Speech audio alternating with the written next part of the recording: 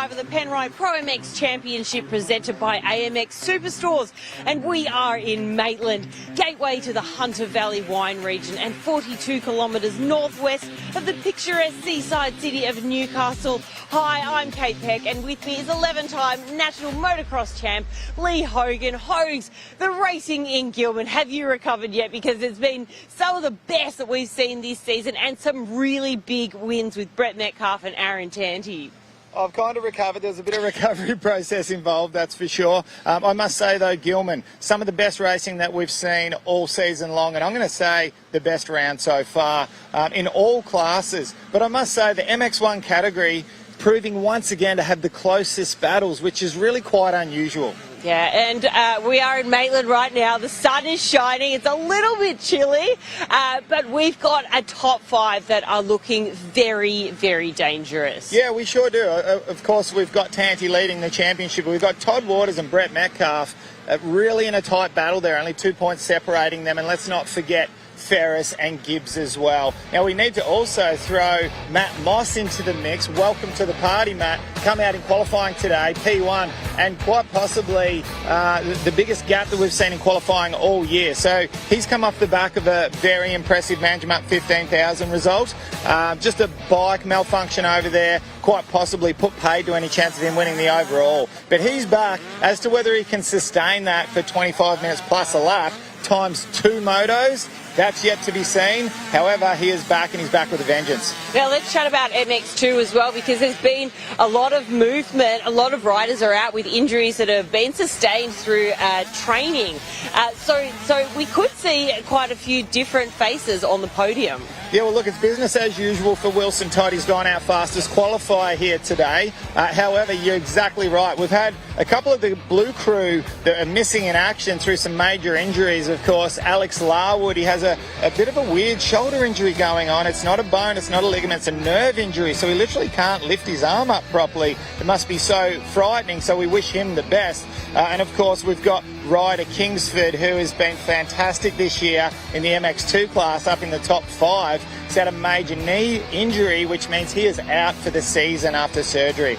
Yeah, and we've also got something which is quite exciting, is Charlie Cannon is stepping up from MX3 and across from MXW into the MX2 class. How do you think she's going to go? What a revelation Charlie Cannon's been this year in the MXW class. I think it's a great idea to pop her into the MX2 category instead of the MX3, which is up against boys that she usually would race against at home in Queensland. Those MX3 kids, they can be a little bit on the crazy side. The MX2, I think you'll find it's a little bit more stable. They're a little bit more sensible in there. But she's also trying to get up to speed for potentially some World Championship events. So watch this space. It's very exciting times for Charlie. Yeah, really cool stuff. And just finally, in MX3, Campbell Williams is holding on to that championship lead by just 1 point. But he's got a couple of injuries. Can Caden Minier take it from him this weekend? Yeah, it's been a bit of a seesaw battle between those two riders, Campbell Williams and Caden Minier. Cambo's had himself a nice little points lead for quite a while, but that was eaten up dramatically at Gilman when he was carrying a foot injury. And of course, we know what Caden Minier did. He came out and he dominated both motos. Right here in Maitland, we're sitting in Campbell Williams' turf. Okay, so last year was his best round, MX3 as a junior rider. He managed to get equal third in points. So he is very comfortable here on this surface.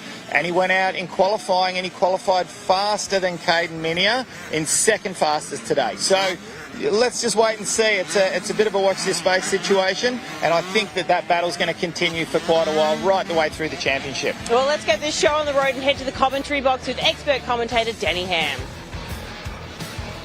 What a scene we have here presented to us in Maitland. The track has had plenty of work done to it before we got to the track this weekend, and as you can see, plenty of water being thrown into it, the very dark soil beneath us. As we take a look at our first race and the lineup for the YZ65 Cup in Moto number 1, Mace Keelet is number 12, Ryder Birchall. There's going to be some names in here that you think, oh, I know that name, Birchall. There's another one out there as well. There's a few little kids here of brothers and sisters of the fast riders out having one to look out for. Heath Davey there on the 125. I've seen him around this track plenty of times as well, and he is super fast. So there is about 26 or 20, 26, something around that. Riders on the line for this. An amazing opportunity for these young kids to get out onto a national level track, see their heroes out there racing and get to ride exactly the same tracks as them.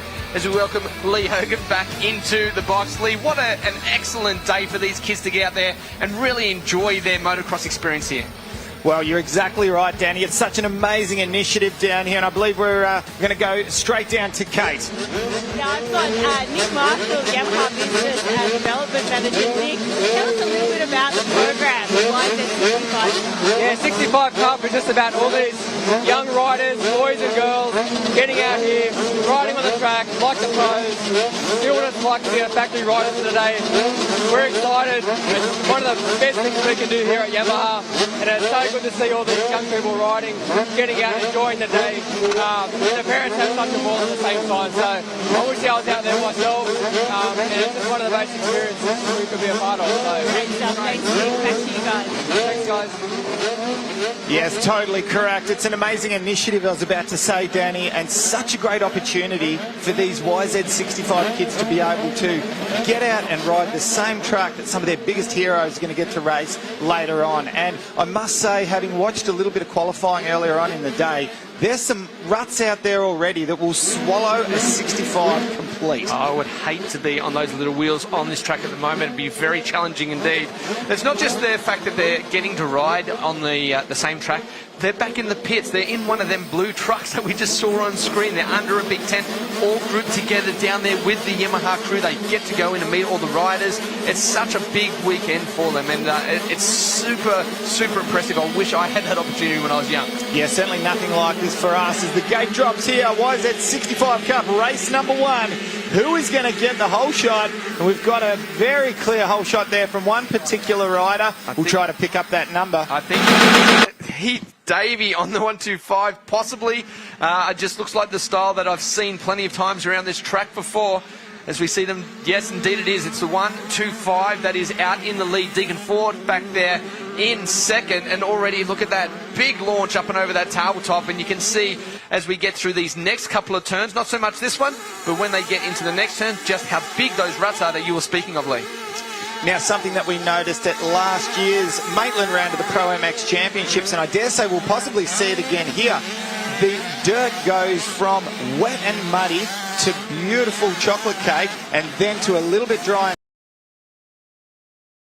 and dusty. 65 Cup whole shot to Heath Davey, and what a clear whole shot it was. Exactly the way we see the rest of the field all just working their way through two different lines going into this turn. You can see just how much water has been put down onto this track. There's a few other names there. I saw Eloise on screen not too long ago, so that was also another one of the riders that we expect to be up there having a good run. Oh, and over the bus just to the bottom right hand side of the screen there. That's one of those ruts. Absolutely swallowed that front wheel that we just spoke of, Lee. Yeah, and so what we were about to see was a nice little battle start to erupt for first and second place, and now we have an eternity from Heath Davey, our current leader, all the way back to second place. So we'll try to pick up on who that rider is, but a clean set of heels at the moment for our race leader as he makes his way towards that Michelin right-hand turn. 205 is now up into second. I believe that Darcy Houston rider has moved himself up there as they launch up and over the finish line to complete their first lap. 8 minutes, so a 10-minute moto for these kids out on track at the moment. This corner here, or these two corners, I spoke to a couple of the pro riders and they were just saying how difficult it was in their practices to get around them. So doing very well to negotiate these little ruts that they've got going on at the moment, up and over, and already look at the humongous lead that he's pulled out already, the 125 machine of David.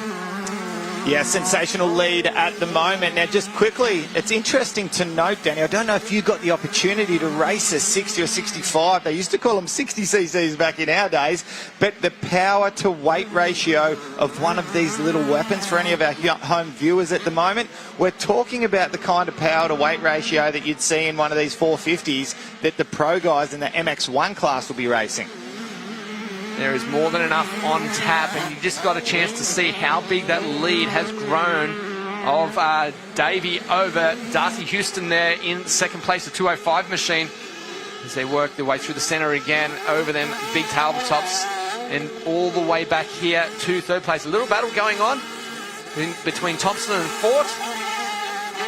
Now these bikes, don't they just sound terrific? They sound so clean on the line, and that smell of two-stroke on the line. I don't know if you've got the chance to be down there, Hogs, but it certainly brings back a lot of memories. Clean and crisp, and no doubt some of the fathers and perhaps the mechanics down there, pulling out the carby, having a little bit of a play with the jets, the kind of things that we don't need to do these days with the new technology of fuel injection. But Danny, tell us a little bit about, I remember watching you as this little young Grommy on the Suzuki 85 and being out there and just absolutely holding it wide open. Can you tell us a little bit about the mindset of these young juniors who perhaps might be a little bit overawed with the occasion? Yeah, surely some of these kids have to be...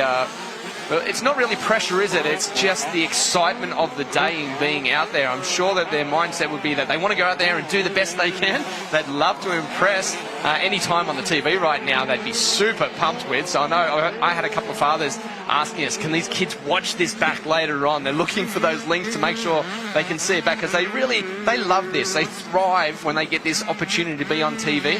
So we see the 102 off Fort there. Deegan Fort moved himself up to third. So, yeah, for sure, these kids are just out there having a blast, but at the same time, they're very competitive too, aren't they?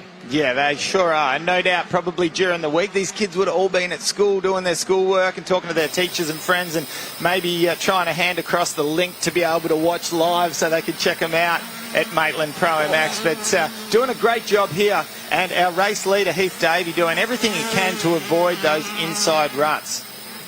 They go across the start line there. It appears that Fort may be closing in just a little bit on Houston there in front of him, as we see some nervous parents there looking for their riders. But that is third place, and he is certainly closing in on second, which is just there, gone through the screen right there. So I think we may get that battle very soon for second and third as well. And look how far back it is, all the way back there till we see our next rider.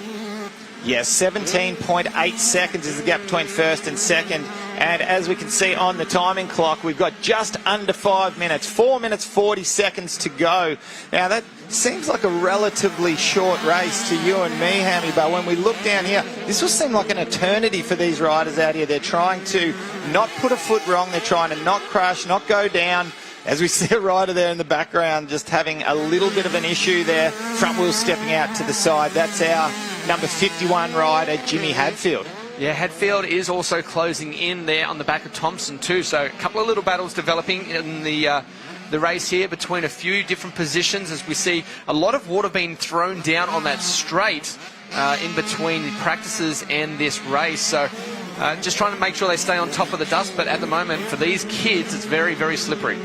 Absolutely, and one of the important factors here, Danny, that these kids, as well as some of the adults later on that we're going to get to see racing, they need to choose their version or what they use for clear vision. Do they use tear-offs or do they use roll-offs? And that was great. We can see our number 205 there, if you look closely, is running the tear-off options versus roll-offs. So just to explain to our people at home, the difference between the two, a tear-off is basically a complete bit of plastic that sits over your goggle lens, that as you pull it off, it goes off into the distance or lands on the ground somewhere and gives you total vision for your whole goggle lens. Whereas the roll-offs, that has a string attached to the left side of your goggles. You pull the string across and it has one clear strip of vision that comes across. It doesn't leave your goggle and land on the ground, and for that reason a lot of venues don't allow you to run tear-offs these days.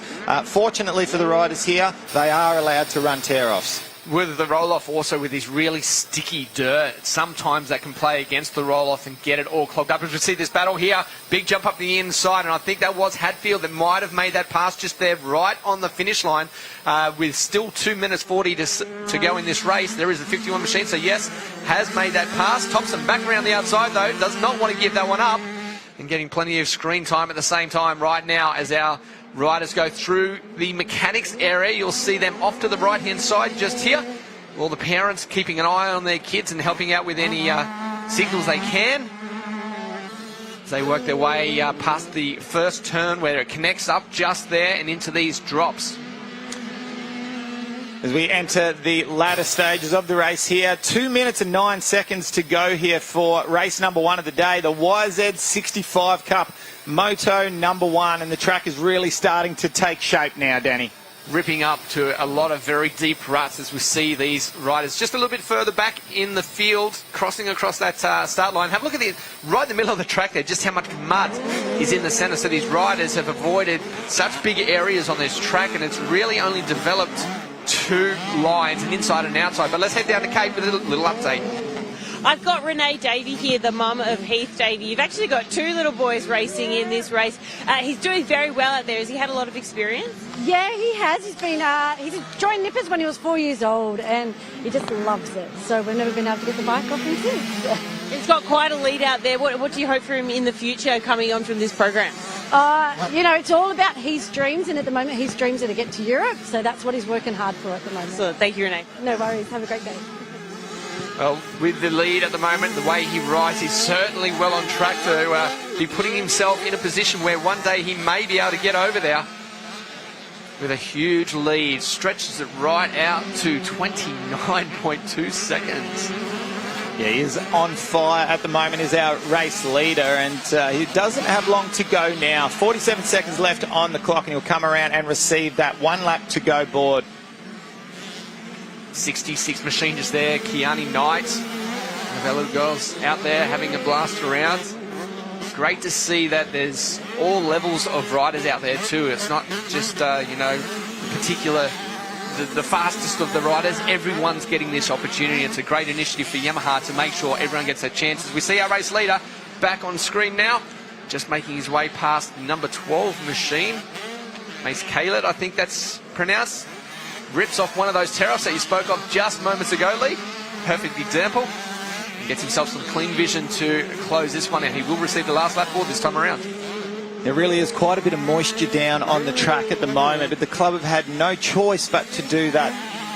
As you would know, Danny, living in the Newcastle region, the kind of rain that you guys have had up in this region for the first part of the year has been astronomical. It's been crazy. But in the last week or so, we've had no rain whatsoever, just pure sunshine. So we've got a very, very hard base here. The club have got a massive job ahead of them at trying to keep this track nice and moist and in that good window of beautiful tacky dirt. But so far, so good. Everything's looking fantastic. Our race leader, Heath Davey, is on lap 5 of number 6 at the moment, and he is doing a sensational job. Into this second last turn, and one thing I did notice when we were looking at the track yesterday is that turn.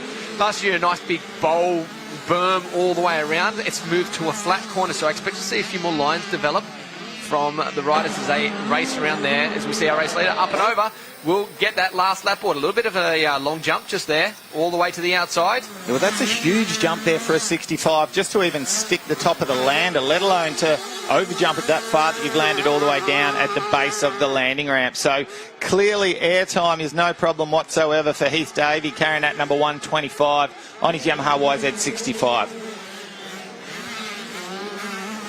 Past the mechanics again. Oh, that rider just a little bit too hot into that corner, and just a little bit unbalanced, went over the top there. No issues at all. They'll get back up and continue to keep riding. Surprised though, just looking at the bike there, I expected it to have more mud built up on the bike. It's not too bad really for the even conditions the of the track. underbelly, it's not really sticking too much, is it? Yeah. I mean, it's a little bit deceiving, because as you look at the track, we know how tacky and sticky this dirt is, and it really does look quite moist in a lot of areas. So you're exactly right. It's really quite surprising. Huge launch. That's a big jump. Quite possibly a future Supercross superstar on our hand here, Danny Ham. Yeah, for sure. He definitely is comfortable in the air, so we will be keeping an eye on him over the next few years. It won't be long, I reckon, until we see someone like this moving up into the MX3 class and really showing their speed as well. We see the lead rider making his way around on his final lap through this part of the track, the split section. It's developed up a very good inside line, but as you can see on the outside there, it is so much water has been laid down. It's soup going through that turn. And hopefully later on in the day that might come into it and give us more options through that area. Beautiful ruts right there. Yep. A selection of 3 different ruts, and all of them look pretty damn good to me. Of course, Heath Davey chose that 3rd rut closest to the outside, carrying some really good corner speed as he approaches this sand section. Not quite as deep as what we saw last year, Danny, but still nonetheless, Heath Davey running that front wheel just a little bit precariously high there on the second last corner, but he will come through, negotiate his way past a couple of lapped riders and head towards that finish line for the final time and receive the checkered flag as it comes out now. Congratulations, what a fantastic ride for the Yamaha Blue Crew rider on the 65cc machine, Heath Davey.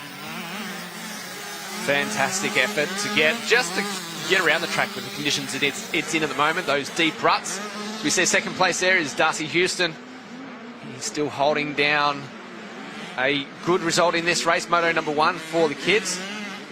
He moves his way through these last couple of corners as well. Those Yamahas working overtime. The YZ65, such a great development bike for the younger riders, and he will work his way towards the finish line through Michelin term for the last time and get checkered flag as well. A great way to start the day.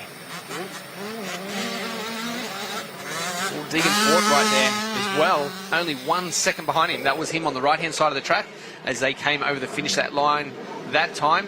Davey, probably one of our taller riders in the field. We see some of the rest of the riders just making their way around to greet the checkered flag as well. So a fantastic job for these kids making their way through. They're all in a nice little battle here, all battling for position as the checkered flag comes out. Our race winner, Heath Davey, already made his way down to that podium spot. He had himself a massive 40-second lead, and here he goes. He's not afraid to lift his own bike up, even with that extra mud. Imagine the weight. The poor kid is trying to lift that up. Great job. Let's take a quick look at the Honda Highlights package here of the Yamaha YZ65 Cup, thanks to Blue Crew, and a huge hole shot to Heath Davey. Very fast into that first turn, and these riders would have been just trying to negotiate their way through these opening laps, trying to learn the track. As we see a couple of them there just getting a little bit boxed in together. That 27 on the outside there was into the muddy part and then over the bars. So loving that auto light split section, and of course the second part there in the Alpine Stars corner, the rider going down and tucking the front wheel. But right there is a perfect example how wide the track is and how many choices we've got for lines. Yeah, some great lines over the back there. This was the pass for 3rd place, I think it was, or no, it was a little bit further back, 5th place. That was Hatfield on the 51 machine. And then just a small moment. 2 lines coming together, I believe, and tipping that bike up. Nice little high side there, Danny. Yeah, great to see these kids out there. But let's head down to Kate Peck, who has our winner. I do indeed, Heath Davey. Congratulations. Talk us through your ride, because you had an exceptional lead of about 40 seconds there. Yeah, the track's very good. I'm glad they put that water down. As I said, I just love the track. It's the best it has been for a while, and I rode good, so yeah. Fantastic. And we spoke to your mum. Apparently you're heading to Europe at some stage. Oh, I'd love to do that if we have the money, but yeah, I'd just love to get over there. Great. Well done. Congratulations. Good luck for the next moto. Thank you. Thank you very much. Well, terrific job there from Heath Davey, and he speaks relatively well on camera. Good job, little man. Let's take a look at the YZ65 Cup results for moto number 1. Heath Davey from Darcy Houston and Deegan Fort rounding out the top 3. Lewis Cannon there in 3rd. Is that one of our riders that we may see also a little bit later on, a sister of this rider? Hatfield, Thompson, Dennis, McClucky, Ellis, and I got to get my words working a little bit better there, Lee Hogan. Absolutely fantastic job to these guys. Ladies and gentlemen, don't go anywhere. When we come back, we have got MX2 action.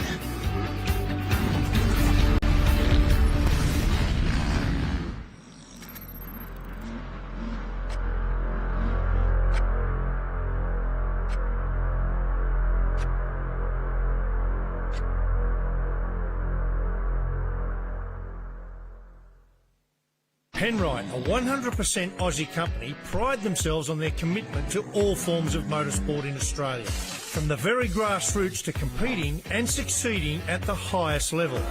It's always been a big part of their DNA. And this real-world testbed for their products ensures the lubricants and fluids you buy for your vehicle have benefited from the development of being punished in a way that only competition can. Penrite. It competes, you win.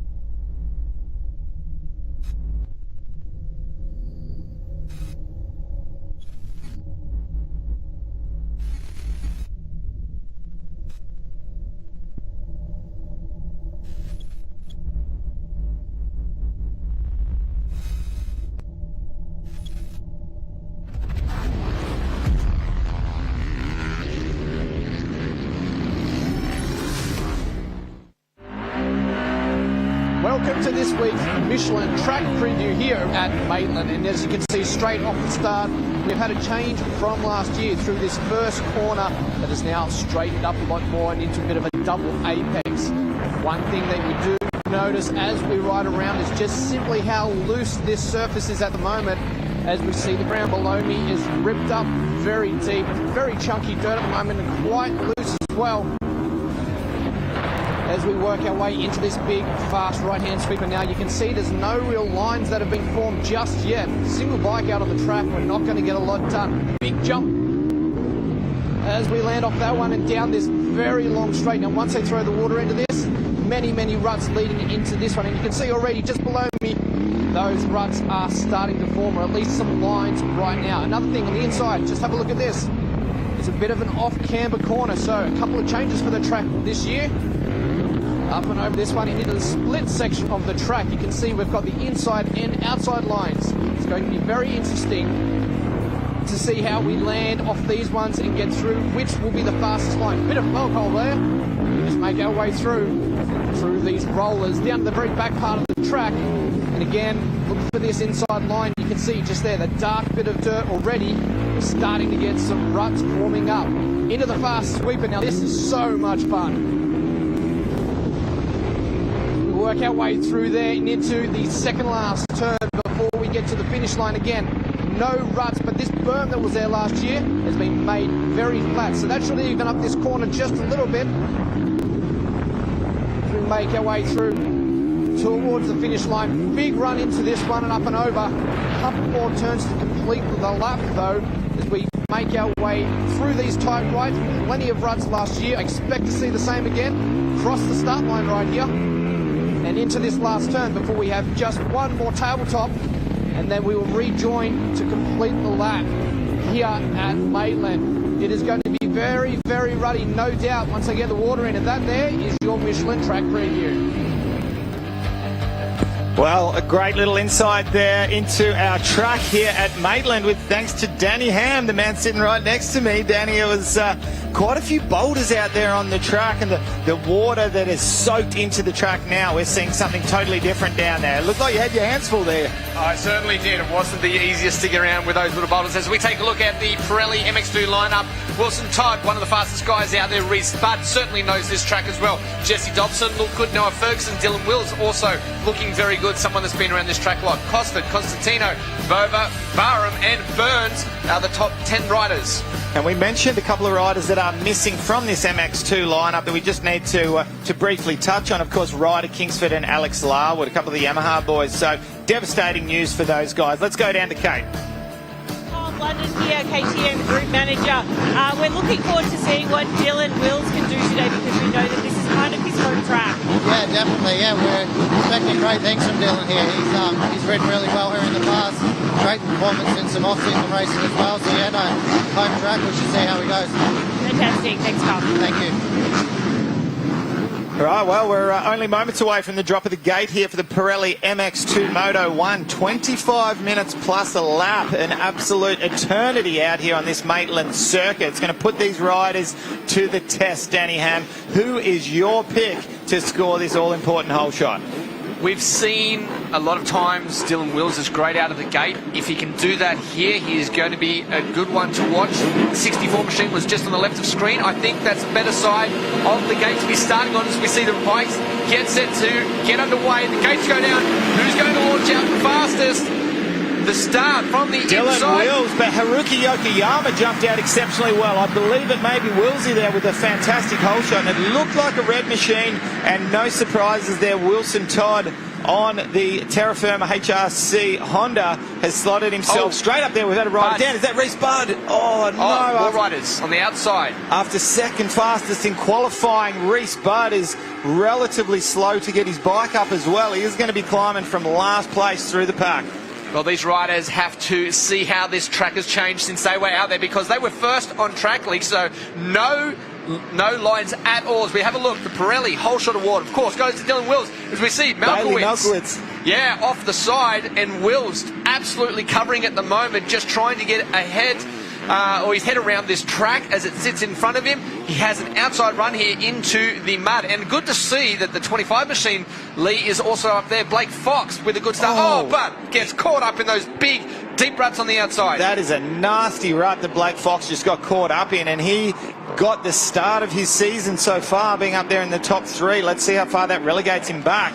But a head full of steam at the moment is Dylan Wills. He finds himself with a little bit of a gap now over second place rider, and we saw Wilson Todd about halfway through that lap trying everything he could to get into first place, because he wants to try to run and hide. He wants to try to separate himself from the rest of this pack, and unfortunately for Reese Budd, he was pretty much the only one that had any kind of pace similar to Wilson Todd.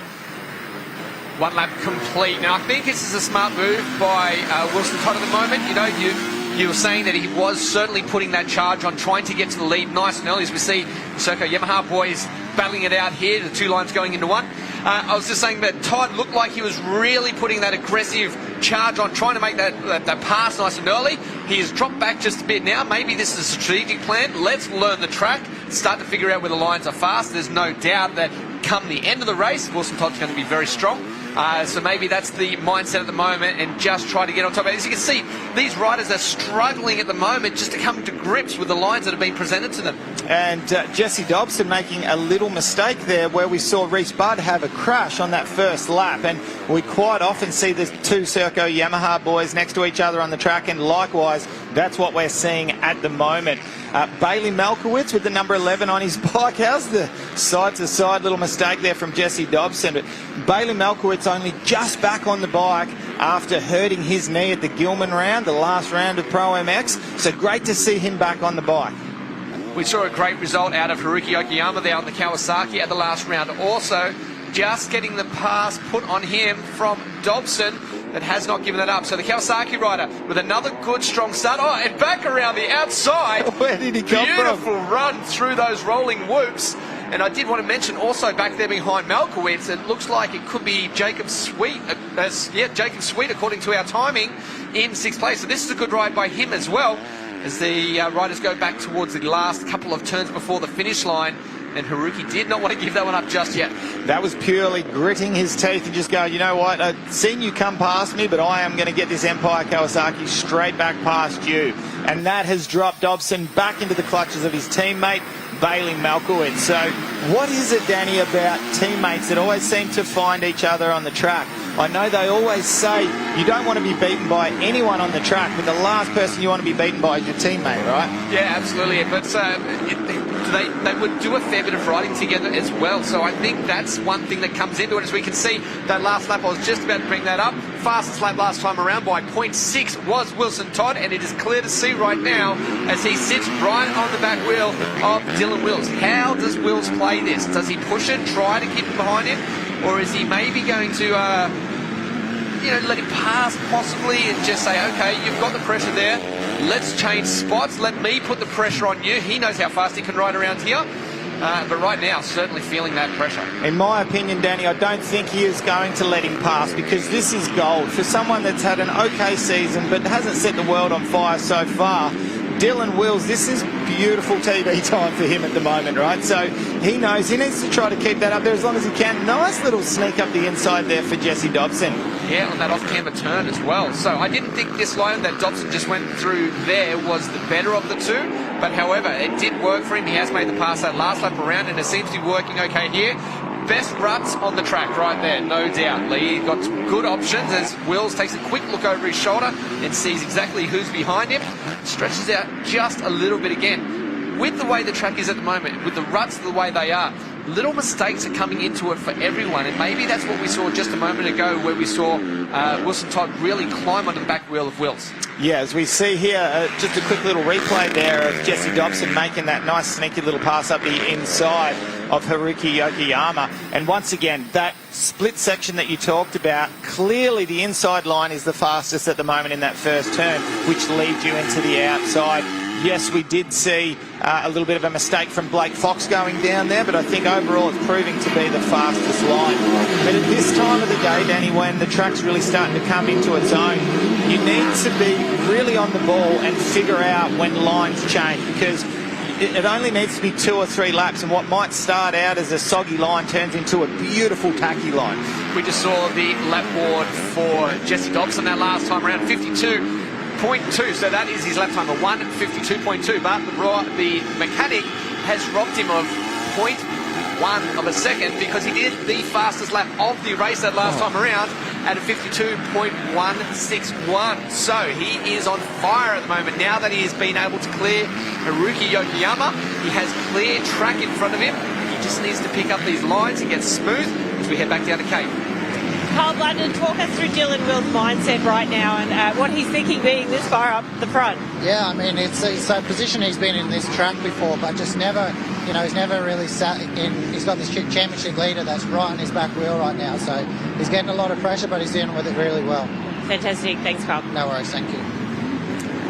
Yeah, and exactly what Kyle Blunden said. He's dealing with the pressure exceptionally well at the moment, because it's one thing to be able to get the whole shot, but to be able to keep the number one rider in this class at bay for so long, especially when he's riding the way he is. There was a couple of laps ago, Danny, we saw it just there. He's managing to be able to keep his tyres on the nice grippy dirt.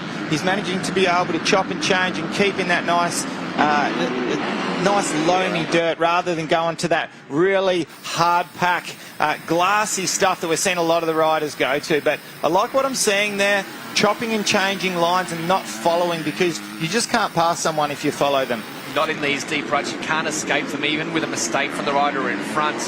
But each lap that Wills is up in front, that confidence is surely growing, and he's believing more and more that he belongs there. As Kate said, as we said, this is a track that he knows very well. This is a track that he's done well at a lot of times. Caleb Goulet there on the privateer Honda machine, supported by Ride Park. And there he just goes and completely makes me sound silly when I was saying that he was keeping out of that glassy stuff, but that was the part of the track that I'd noticed before, Danny, where he was cutting across the glassy surface. As we have a look here, watch this, tries to duck back to the left to that grippy dirt, and the back wheel gets caught in the slippery stuff. A valuable lesson to be learned right there. Looking for those lines, and it's very clear, as you said just there, just how many hard parts of the track there are. Rock hard surface, we mean. It's pushed up through the mud. The mud is separated away from these lines, and it's produced this really hard base. And we'll see it on a few different parts of the track, as we see Dobson here just coming in the screen. back there in third place. Haruki Yokoyama hasn't dropped back too far, and again the last lap around was the fastest, and again the fastest of the race by Jesse Dobson. So he's creeping forward ever so slightly every single lap that we've got out there at the moment. We may see a challenge from him as we get deeper into this race as he works his way towards the finish line. The 14 machine there on screen. Plenty of time still left in this one with 15 minutes, Lee. I think it's going to take quite an effort, but do you think he might be able to get up there? Yeah, look, I think there's a potential to be able to do so, but I'm just having a look here at the championship points provisional at the moment, how they sit, and this would shift Dylan Wills up to second place, or equal in second with Bailey Malkowitz, who currently finds himself back in fifth place. So what a race. If somehow, I know it's a long shot, it's such a tall order for Willsy to be able to stay where he is on track at the moment, but if he can, what a turnaround for the season this Moto 1 at Maitland could potentially be for him. Into the part of the track we saw the big moment just a lap ago around the outside of that hard part, but still the back end stepping out. Everyone just trying to find traction at the moment. There's some parts that look grippy but they're not, and I guess everyone's trying to find their ragged edge. You don't want to throw the bike down. We don't want to do what Reese Budd did in that very early stages of the race. He has made his way up to 14th place as the Yamaha rider with number 3 on his machine, but he is well out of the points that he wants to be trying to get at the moment, as Wilson Todd once again trying to throw a red front fender up that inside and try to, I guess, knock our race leader out of his rhythm at the moment, but it doesn't seem to be happening, that's for sure. I feel that might be a part of the track that is one of the stronger parts for Wilson Todd, and if Willsy's not careful running on those outside lines there, it leaves himself open to an attack, but Todd's going to have to be a lot closer to be able to make a passing. Oh, look at that back end dancing around as they go through that high-speed right-hand turn. He's taken some serious risks, is Wilson Todd, at the moment, as he edges up back onto the rear end of the factory Husqvarna rider. So what a battle we've got between first and second at the moment. And of course Jesse Dobson on the Serco Yamaha back there in third place. He's passed possibly. Very close. That was close. He needs to be careful of that next time. And then opened up the inside a little bit. Wilson Todd has got a sniff at the moment, and he's trying to relegate the rider back to second place. The number 20 rider on the Honda machine, the Terra Firma Equipment Factory HRC Honda machine. Now let's take a quick little look here. Rider number 44, who I believe is Jai Constantino, he has a 2-position penalty for gaining an advantage off the track. So yeah, we'll try to figure out, I don't know if we've got any footage of that, but that's interesting to note. So unfortunate for the Empire Kawasaki rider. Todd working away, and it's clear over those last couple of laps the intensity seemed to step up just a little bit, and Todd has also moved himself into the 151s over the last 3 laps. So for sure he is a bit quicker. Here's that inside line where Willsy leaves himself wide open. You can still see back there in the background Jesse Dobson creeping into the view as well. He's down to 2.4 seconds now, so he's got it from 4.5 down to 2.7. He's almost halved it, and once again we've got Wilson Todd. If we can see what happens in that corner, I believe it was very close to a pass, potentially. No, not quite. Those lines just coming together as they exit the corner. But these back and forward, to and fro battles we're seeing from our leaders is allowing the Serco Yamaha rider of Jesse Dobson to sneak up even closer. Todd strong through that part of the corner every single lap. And watch for the inside line down here. Wills needs to... Well, plain and simply, Dylan Wills cannot go to the outside here. If he does, and he's picked it up already. Very good pick up, and I think that's it's a really crappy exit to that corner, and that's why they're looking for those outside lines for something a little bit different. But yeah, certainly that is the favoured line and the safest line for him at the moment. Well, great pickup for Willsy, and he didn't have to be a brain surgeon to see that he would have been able to see the complete side of Wilson Todd's bike coming out of that corner the lap before. If he had left that door open, that would have been a rookie mistake. So hats off to him for doing that. And the charge continues for Jesse Dobson. Fastest lap of the race again for Dobson. He keeps clicking them off. Haruki's still there. He's still... What a ride. This is great to see. We saw such a good ride at Gilman. He was a little bit maybe off the pace at the opening rounds, just finding his feet here in Australia, but certainly he is coming to form right now as he learns these the tracks here and the style. Oh, look at this, the pass possibly right now as we see Wilson Todd up the inside will take the lead. Wills now looks to the opposite line. Can he make the pass doesn't back? want to let this go. Oh, I think he's got it. I reckon he's got it. Oh, no! No, devastation for the Husqvarna rider. Dylan Wills has thrown the white machine down, and will he be able to get back up ahead of Haruki Yokoyama, who is going to be charging like a steam train down that straight? However, we didn't see him. Does Jesse Dobson have what it takes? We have a look here. He's only 1.3 seconds behind our race leader at the moment. So let's watch these two as they go head to head. We have not seen anyone truly battle and hand it to Wilson Todd this whole season. Well, these next two laps are going to be crucial for both of these riders. Todd now has a clear track in front of him. Can he pick up the pace and start to open up that lead? Can we take another look at this? Look to the outside here. The front wheel buries into the mud. And slop. Just... Yep. And it's so fine, isn't it, between outside of the rut and then into that mud, and so unfortunate because that's see the size of the hole. Such a good run going. Now, as I was saying, Wilson Todd, he needs to pick up his pace, but this is also given the opportunity and the drive right now for Jesse Dobson. He can see the leader right there in front of him, and of the three riders that we've been watching, I feel so far that Dobson has looked the most comfortable, except for that little bit of the leg off, but he seems like he is comfortable running at this pace. Well, I think that proves that he's prepared to let it all hang out a little bit. He doesn't have a championship to protect like Wilson Todd does, and he wants to get up there and win his first race of the season, and I think he continues to drop down that deficit, that time gap between himself and Wilson Todd.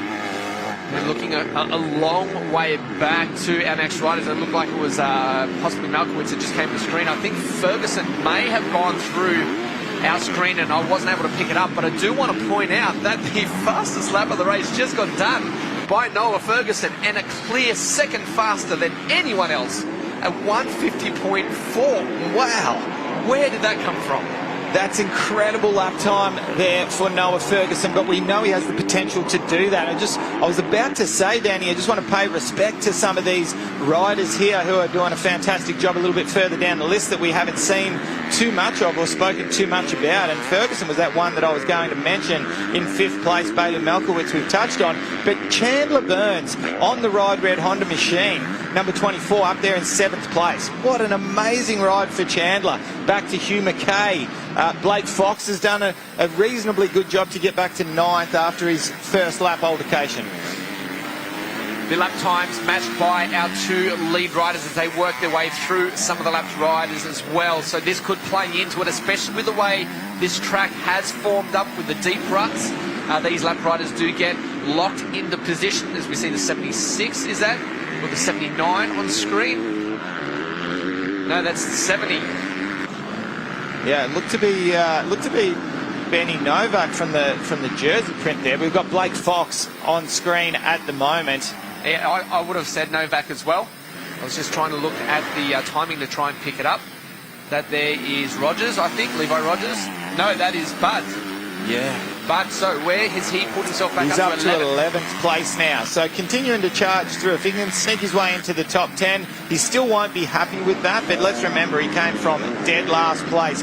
Wilson Todd has managed to give himself a little bit of a buffer now between himself and Serco Yamaha rider Jesse Dobson, a 2.7 second gap, and then it's 3.4 back to Haruki Yokoyama, who continues to impress on the Empire Kawasaki.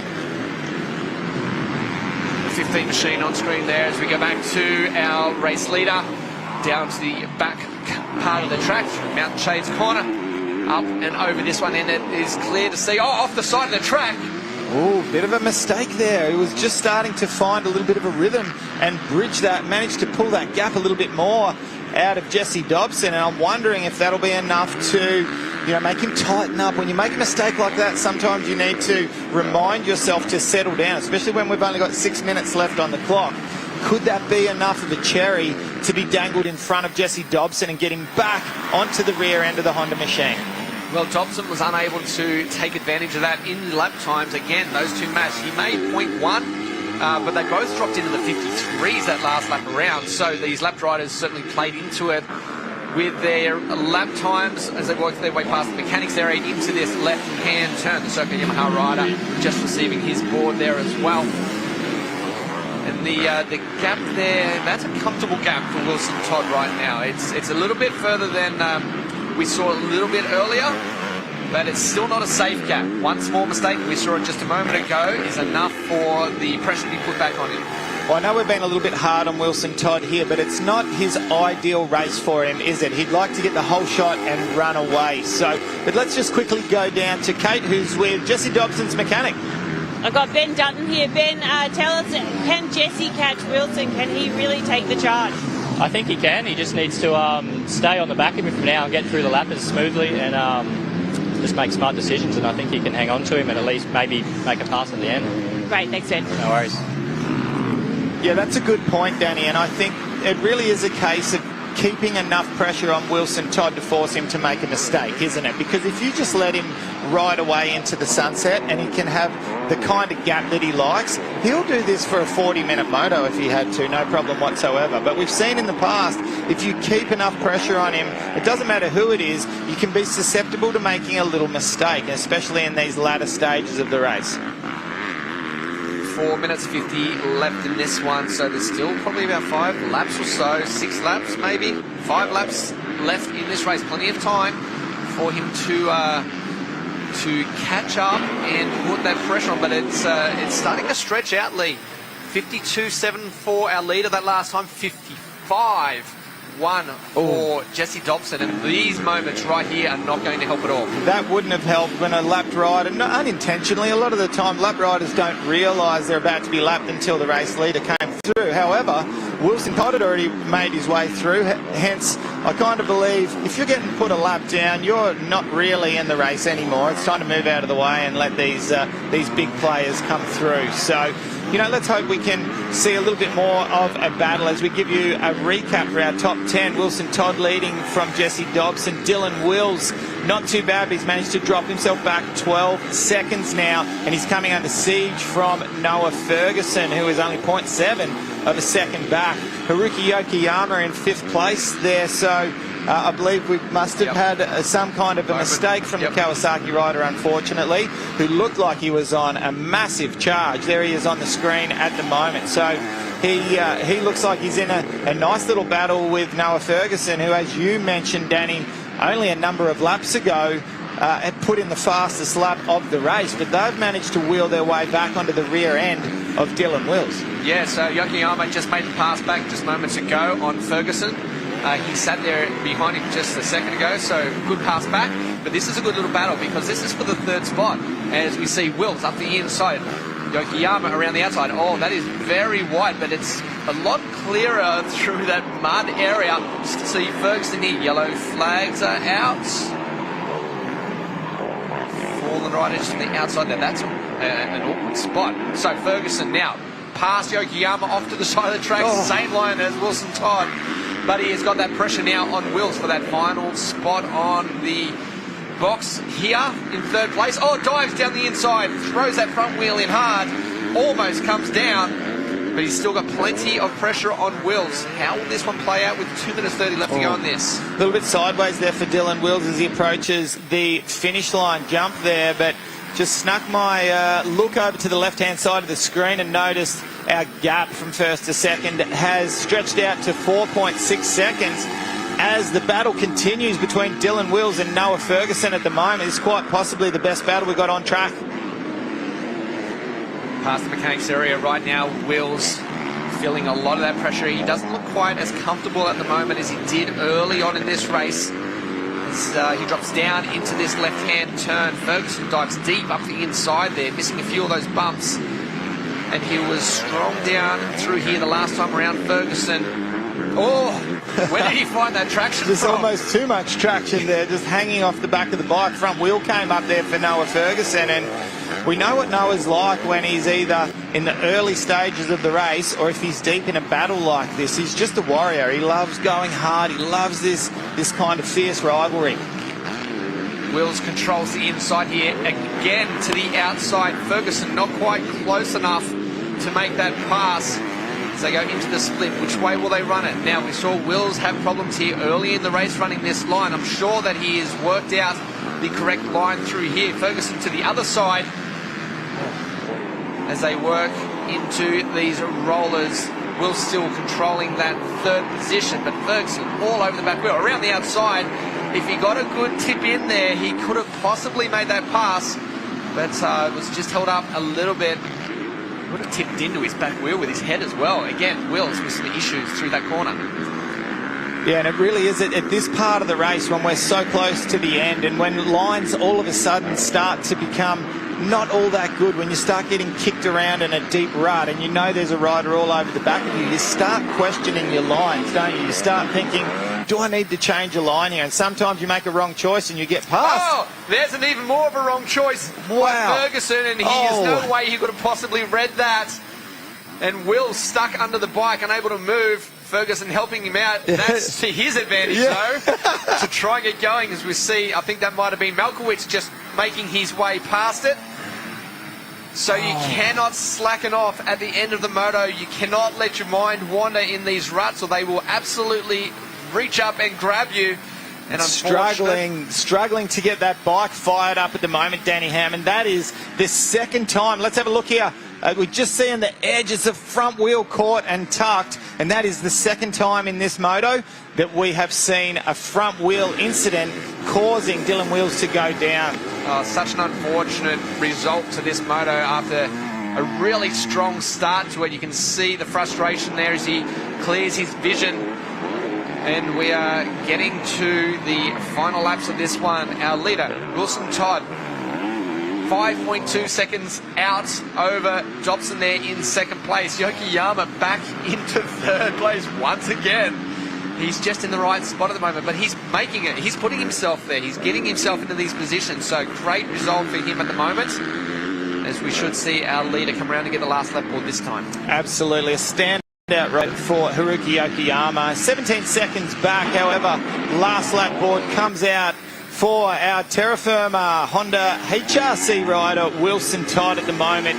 He has got himself a huge 61-point lead in the championship at the moment, Danny, and he is going to stretch it out even further here after race one at Maitland. Dobson closed in just a little bit on that last lap, but I mean, any rider with a 5-second lead going into the last lap has got to feel pretty confident that they're going to be able to maintain that one. You can see it clearly right there. He'll be able to have a quick look over his shoulder at any time in these tight corners and see exactly how much of a lead he has. A slight little change around with Hugh McKay up to 6th place now, and Chandler Burns has fallen back to 8th, but still anywhere up in the top 10. Such a fantastic ride for Chandler. Congratulations, young man. Dobson still working away, really trying to keep that pressure on, but it's just fallen back a little bit too far for that pressure felt by our race leader. Certainly close enough, though, if the leader does make a mistake, that he can take advantage of it. He would like to be a bit closer, but hey, a second place in this one is still a good result going into moto number 2 as well. And I'm sure that's a strong, very confident ride. The confidence he will take into the next moto as well. Yeah, I'm very impressed with Bailey Malkowicz also in 4th place, coming off the back of that knee injury that he didn't even think he was going to be able to ride. So fantastic ride from Bailey there, and then obviously a great ride from both the Serco Yamaha guys. But once again, this MX2 class, brought to you by Pirelli Tyres, has been dominated by the Honda rider Wilson Todd as he continues to come through. He's carrying that red plate for a reason, and he will receive the checkered flag here as it comes out. Moto number 1 of the Pirelli MX2 class, Wilson Todd, showing everybody how it is done here with a very handy 5-second gap over Serco Yamaha rider Jesse Dobson back there in 2nd place. Haruki Yokoyama holds on for a stellar 3rd place on the Empire Kawasaki. Great ride by Yokoyama. This is 2 good rounds, 2 great starts of the rounds. You see the rest of the riders just making their way through. There's a good group right in front of this one. It's the 42 machine we just see on screen there. Up and over right at the end there.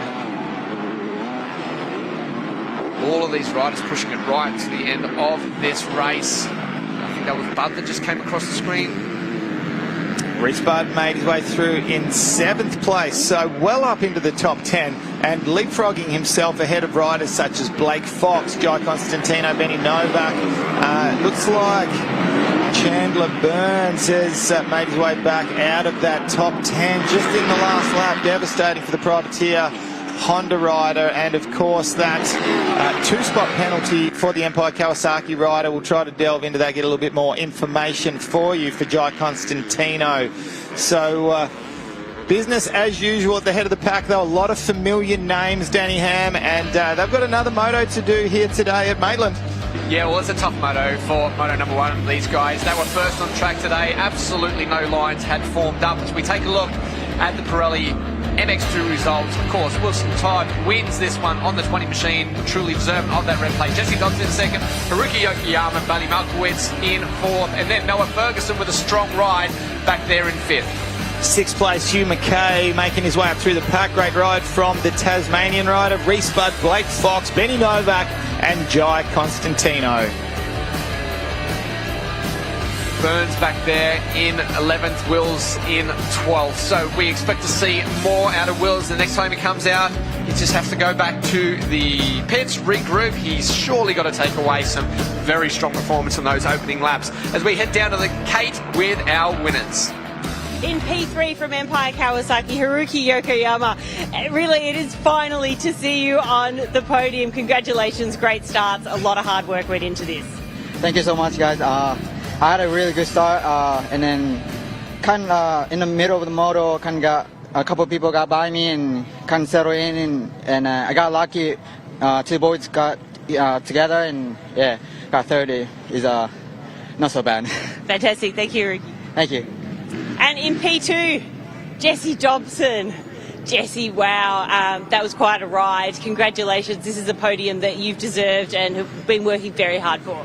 Yeah, it's been a tough year, so I've been just trying to work myself back into it, and yeah, I've been feeling 100% these last couple of weeks, and we've been working really hard with my team, so massive hats up to them, because yeah, we've been grinding at the track, and they've been behind me 100% the whole way, and everyone else that helps me, a massive thank you to them too. A lot of people are really happy to see you up here. Yeah, thanks. And Wilson Todd from HRC. Wilson, there were some great battles between you and Dylan Wills. Yeah, it was tough out there, you know, it's super slippery, like the track's rock hard and they just ward the hell out of it. So it's hard to try and find somewhere, but I ended up getting around him out the back there, and then he's pushed through the split lane, try and stay in front, but yeah, you got to tiptoe through that section, but well, yeah, got into the lead and rode it to the end, so I can't complain too much. Yeah, definitely well done. More points to your epic championship campaign. Yeah, thanks Terra Firma Honda and everyone that helps out. Thanks. Well, what a ride once again from Wilson Todd. The freight train rolls on and continues to gather points. Let's take a look at the Pirelli Championship points MX2 after round 4. Yeah, those points on screen were possibly not quite correct. We saw such a big lead from Wilson Todd, 60 points you said going into that one. Bottom of the screen there was a bit better. That's 218 over 145 for Reese Budd, so that one certainly has hurt him a little bit. Still back there in 2nd. Bailey Malkowitz 136, Alex Larwood at 132, and Jesse Dobson 126. So those minor places, they're still very tight. It's certainly not decided just yet.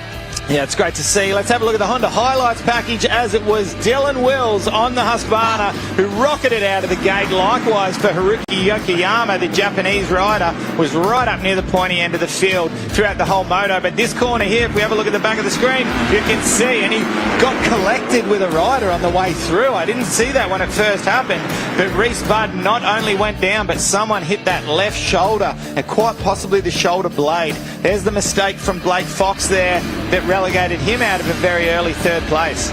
Saw Charlie Cannon just there also in the back of shot. Haruki Okayama wasn't keen on giving up that position, as we see him battle back past Jesse Dobson after a quick pass, but it wasn't too long until Dobson was able to land that position and stayed there in second place. Moment though for Todd. I'm sure the arms pumped up just a little bit right there. That was so close to being piffed down the track very, very hard.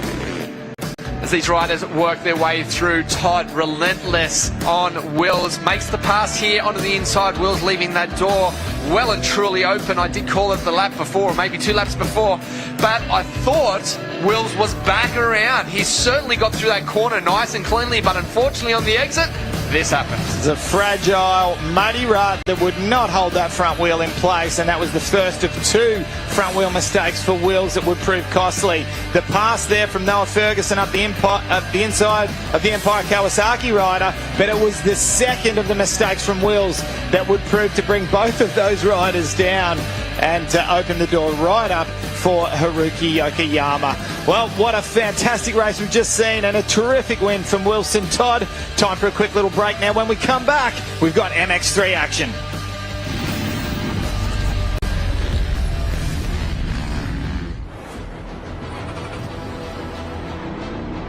Carving through twisties, nailing the perfect landing, leaning into every corner, losing yourself on the open road.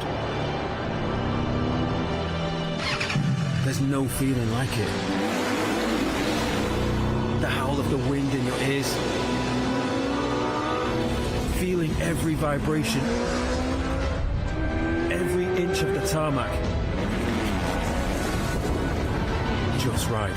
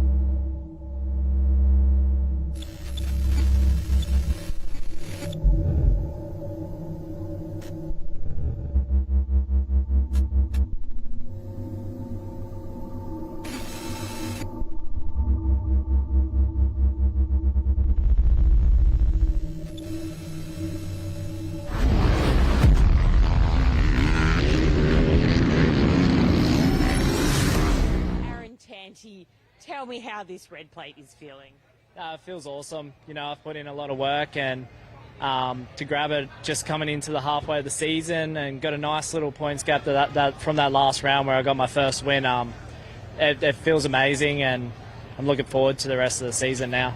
So now we have a bit of a home race for you here. Have you got family and friends coming along to watch you ride this red plate through the track? Yeah, I do. I got I lived in Sydney for most of my life, just 2 hours away from here. So I have a lot of friends and family coming up tomorrow, which will be awesome to see them. I don't get to go down and see them all that often as we're busy a lot. But yeah, I'm looking forward to, try and put it on the top step again for them as well. You're 12 points ahead right now. What is the strategy going into this weekend? The same thing that I've been doing all year. I've been trying to get them top 3 race finishes every race. I think that's going to be key from here is consistency. Also try and grab them wins where I can. All right, good luck this weekend. Thank you. Well, looking forward to seeing what Aaron Tanti has got for us later on in our 2 separate MX1 races. And he's got plenty of competition, Danny Ham, that is for sure. Yeah, I can't wait to see them out on track. But there were some very fast guys early on, and the 102 on the left of screen there, Matt Moss is looking to get straight out in front of everyone. He loves to lead everyone out in practice. He will do the same thing here in qualifying. You may see one of these riders just sit back and wait for a clear track, but Mossy, he certainly loves to be the first one on track. Right now we have the AMX Superstore MX1 pole shootout. Now, these guys have been on track. They have done their practice. They have done their qualifying lap times. And the fastest out there early on was this guy here, 1:02 of Matt Moss. These guys now have to re-qualify. The top 10 riders will re-qualify again. Some of these riders may improve their times and may improve their gate pick.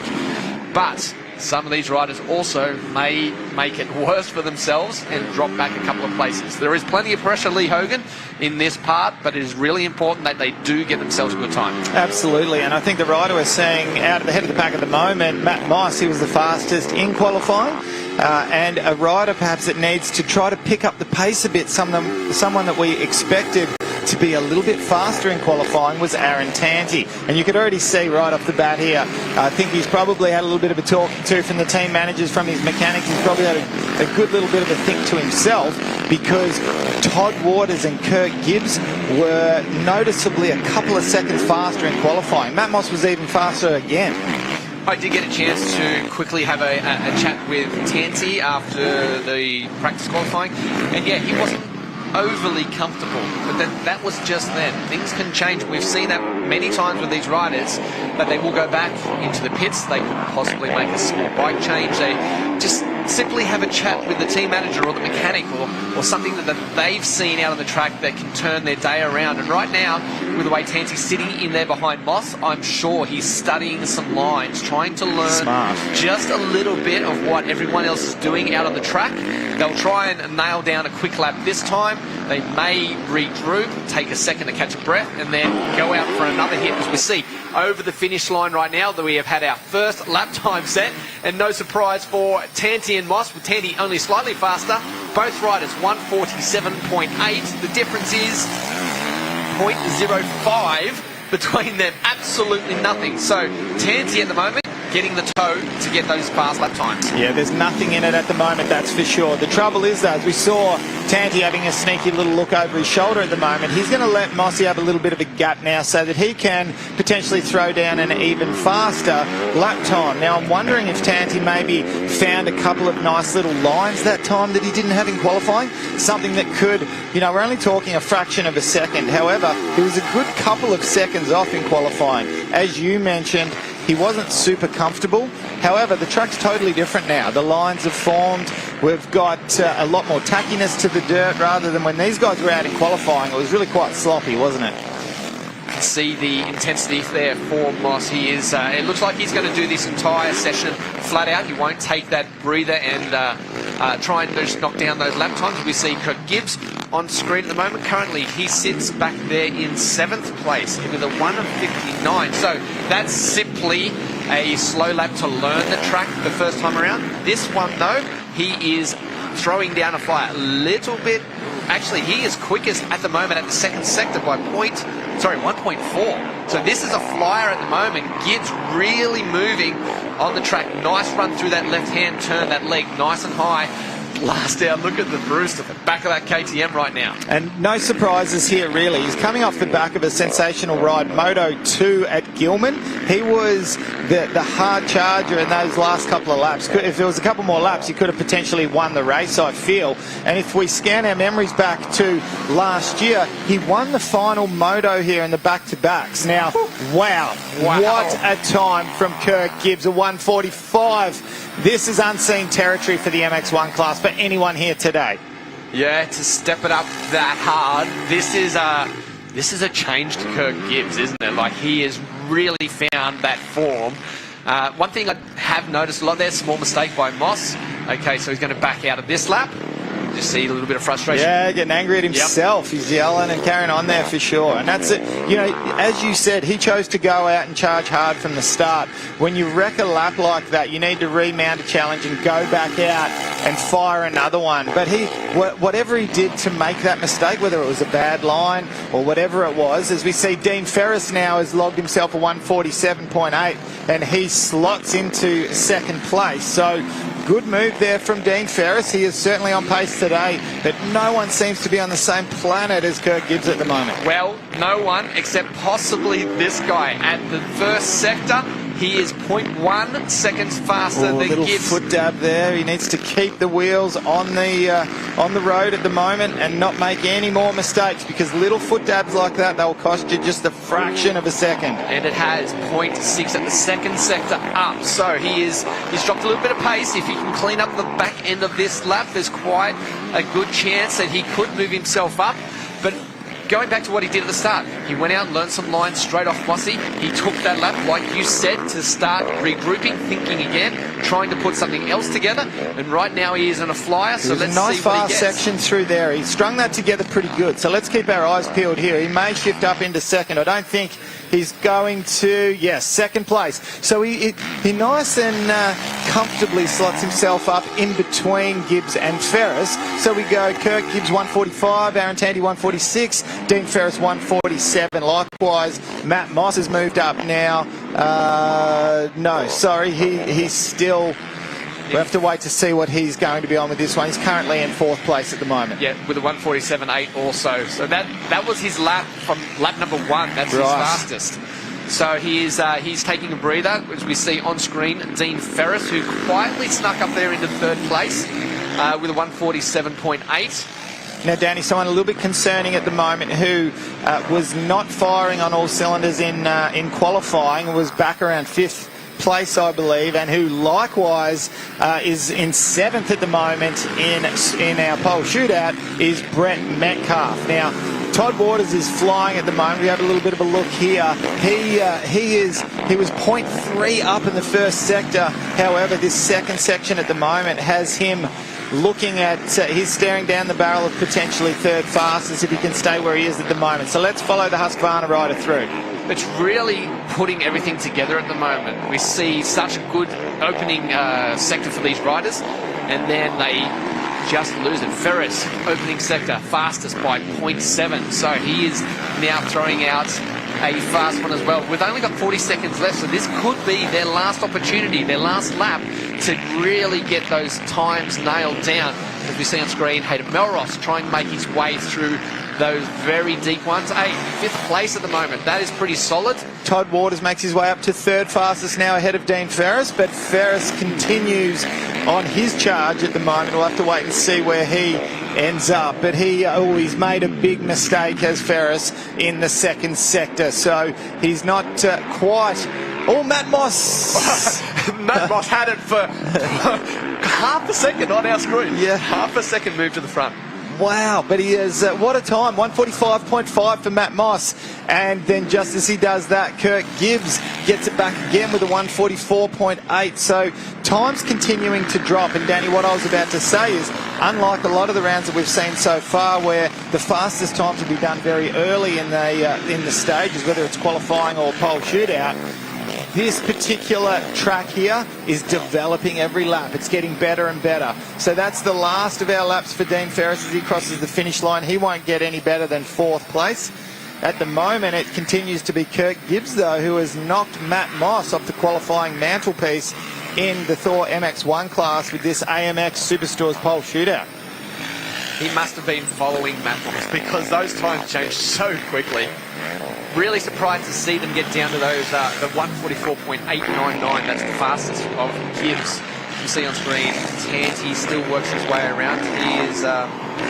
He's on a lap, but he's a little bit slow through that second sector. He is 0.7 of a second behind, back there in third place at the moment. But he is on track to possibly move himself up into second place as we see him make the last couple of turns. Our fastest times were a good 3 seconds faster than Todd Waters with a 147.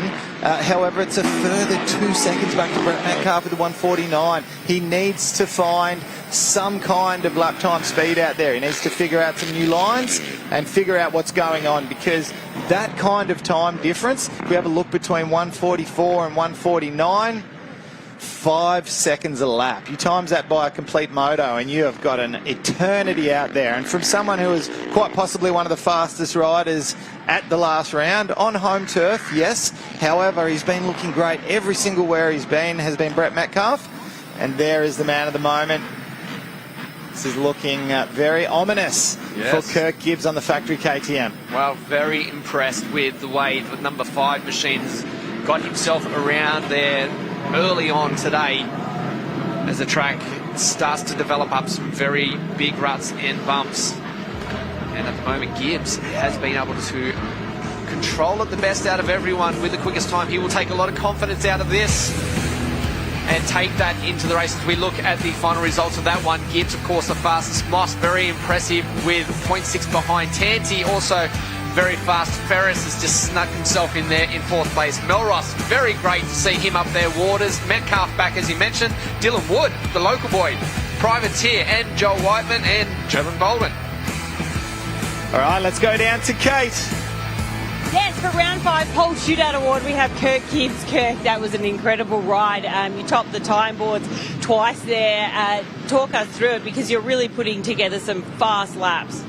Yeah, I felt good, felt comfortable. I still feel a bit funny in some sections. Track's quite difficult. It's really ripped on top, and it has an extremely hard base, and because obviously there's a moisture, so the rear end wants to let go. But I felt really good in some sections. I'm hoping to go back and clean up that a little bit more for the race. If I can get a good start, I feel like we're in for a good day. Well, this is your second pole, so congratulations. And we have another check for you, AMX Superstores, so go wild and spend big. Yeah, awesome. Thank you. Well, what a cracking ride there from Kirk Gibbs. I'm liking the rejuvenated Kirk Gibbs, and he has shown us what he is made of, that's for sure. Time for a quick break here. Don't go anywhere. When we come back, MX3 action, Moto number 1.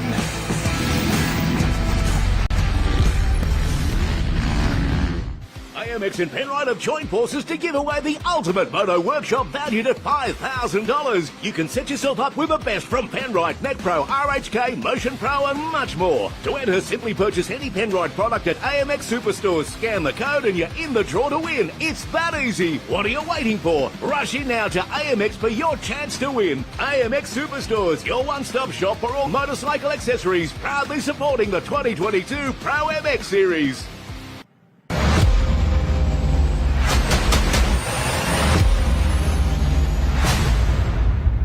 Race to the front with the all-new Maxxis motocross tyre range. The next-gen MX lineup features racing-specific compounds and advanced tread patterns that maximise traction at the highest level of racing. Leading product innovations extend across the entire MX range, offering a premium performance option for all types of terrain and conditions. Put the all-new Maxxis MX range to the test.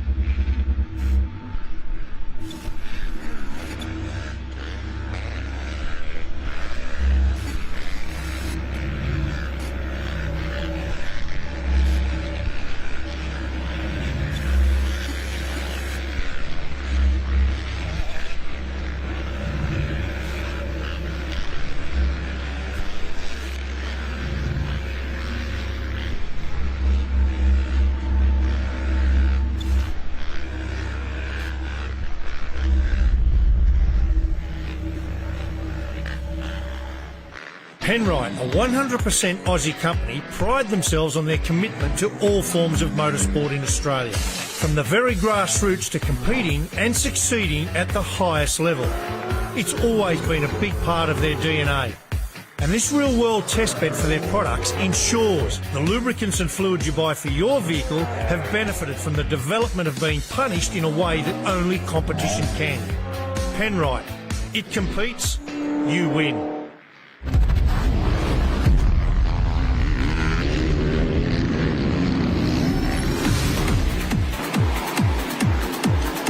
Well, it's almost time for MX3 action here at Maitland for round 5 of the Penrite ProMX Championship, brought to you by AMX Superstores. The riders out at the moment having a bit of a sight lap. We just saw Campbell Williams on there, who's our current championship points leader, has 1 point over arch rival Caden Minier. And it's going to be a tough day too, as we've already seen with the way the track has formed up. These riders really do have to be on their A game to be able to get through the end of this race with no mistakes. And it was interesting before we went to the break, just listening to Kirk Gibbs saying, you know, he just set the fastest lap of the day, clearly by a long way over everyone. But there's still parts of the track that he is struggling with. You know, he is not saying that it was a great, clean lap. There is particular parts that he was making mistakes and having troubles with. And I think that is the big key for the day, is being able to just smoothen out all of those lines, all of those sections, and trying to get through the whole race without any issues. If you can do that, then you're in a good position to have a good result at the end of the day. And also interesting to note what he mentioned about how it's got such a hard base. They've ripped the surface, the top part of it, and then they've put a lot of water down, but it has like a concrete base at the bottom. So you might have these ruts holding your wheels in place, but you're getting so much wheel spin at the same time. So not only do you need to keep those wheels in these ruts that have got all kinds of hooks in them, so tight little parts of the rut starting to develop, but you're getting wheel spin, so it's really quite difficult to stay in those ruts and not make a mistake. And we saw that in the first MX2 race. And I think tyre choice also is something that comes into it a lot. I was speaking to one of the mechanics yesterday and said that last year they opened up the day account with a bit of a paddle tyre, a paddle style tyre. There is no way you can do it today. Not with this, the way the track is forming up. Of course, the mud, it certainly helps, but you've got that hard base that you spoke of, and it just simply would not work. Well, I know, speaking to Brett Metcalf during an interview that we had to do, he mentioned that he'd be whipping out the Michelin hard pack terrain tyre perhaps if later in the day, knowing how much sun we're going to get today, he quite potentially could have that onto the second moto. So we are almost in the starter's hands here for the Maxxis Tyres MX3 Moto number 1, and this is so important. We've got such a stacked field here and such a deep field of any number of riders could get a good start. It really is important for our big hitters to jump out of the gate exceptionally well. We've seen good starts from Honda HRC rider Campbell Williams consistently throughout the year. However, he had a bad foot injury at the last round which caused him all kinds of grief. He comes into this one with a healed foot but a problem with his shoulder blade injury. So will it be himself or Caden Minier, or will we see someone like a Connor Towell step up to the plate who was fastest in qualifying? We have some riders that have done a lot of laps around here, so expect to see them up there as we get set to get moto number 1 of the Maxxis MX3 underway. Who's going to jump out first? It's a big run to the first turn. Good jump. It looked to be from Campbell Williams, I believe, or one of the Honda riders, I think it was, that's gone from the outside and swooped back up to the inside. We'll try to pick up who that is. Like it's Campbell Williams. He's got that red plate on. So nice start from him, and also his arch rival Connor Towell back there in second place. Now these two have had so many races exceptionally close together. So we've got our championship points leader with our pole setter in second place, really close to each other. We'll try to pick up where Caden Minier is. He's only just up there in the top 10. A lot of work ahead of him as they work their way through this part. The first time there is Minier, just went through the bottom of the screen. Oh. So we see already a challenge for the lead. Can Tao get around the outside? He has. He's put himself into the lead. I did speak to him. He was feeling a bit of a mistake there. Very confident going into this one, as we said. He's a rider that's done a lot of laps around here. And it's weird to see those two lines. It almost looked like Campbell Williams was going to make the pass back. Had to go so wide through that corner. Right, let's take a look here on the left-hand side of the screen. And Max's tyres hole shot for Campbell Williams, and that was a very clear hole shot. Starting up on the very far right-hand side of that starting gate. This just keeps the championship points interesting, doesn't it? We saw such a huge haul of points from Caden Minier at our last round at Gilman, and right now the call is being answered by Williams by putting himself in a great position at the opening laps of this one as they knock down the first one. Tower, Williams, Brock Flynn has moved himself up into third place over Mather. Fitzpatrick is up there. Drew Minier has moved himself to 7th. So a few passes made early on in this one.